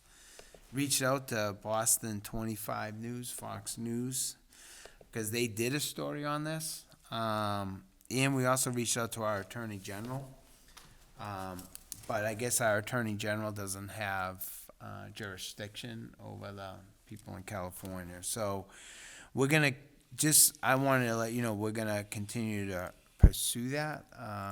And some other schools throughout the nation, when they brought a lot of public attention to this, they actually got their money back. So we might try to do that, but I wanted to let the school committee know where we're at. So If you see us on, on the news station trying to get $6,000 back from this California company, you know what it's about.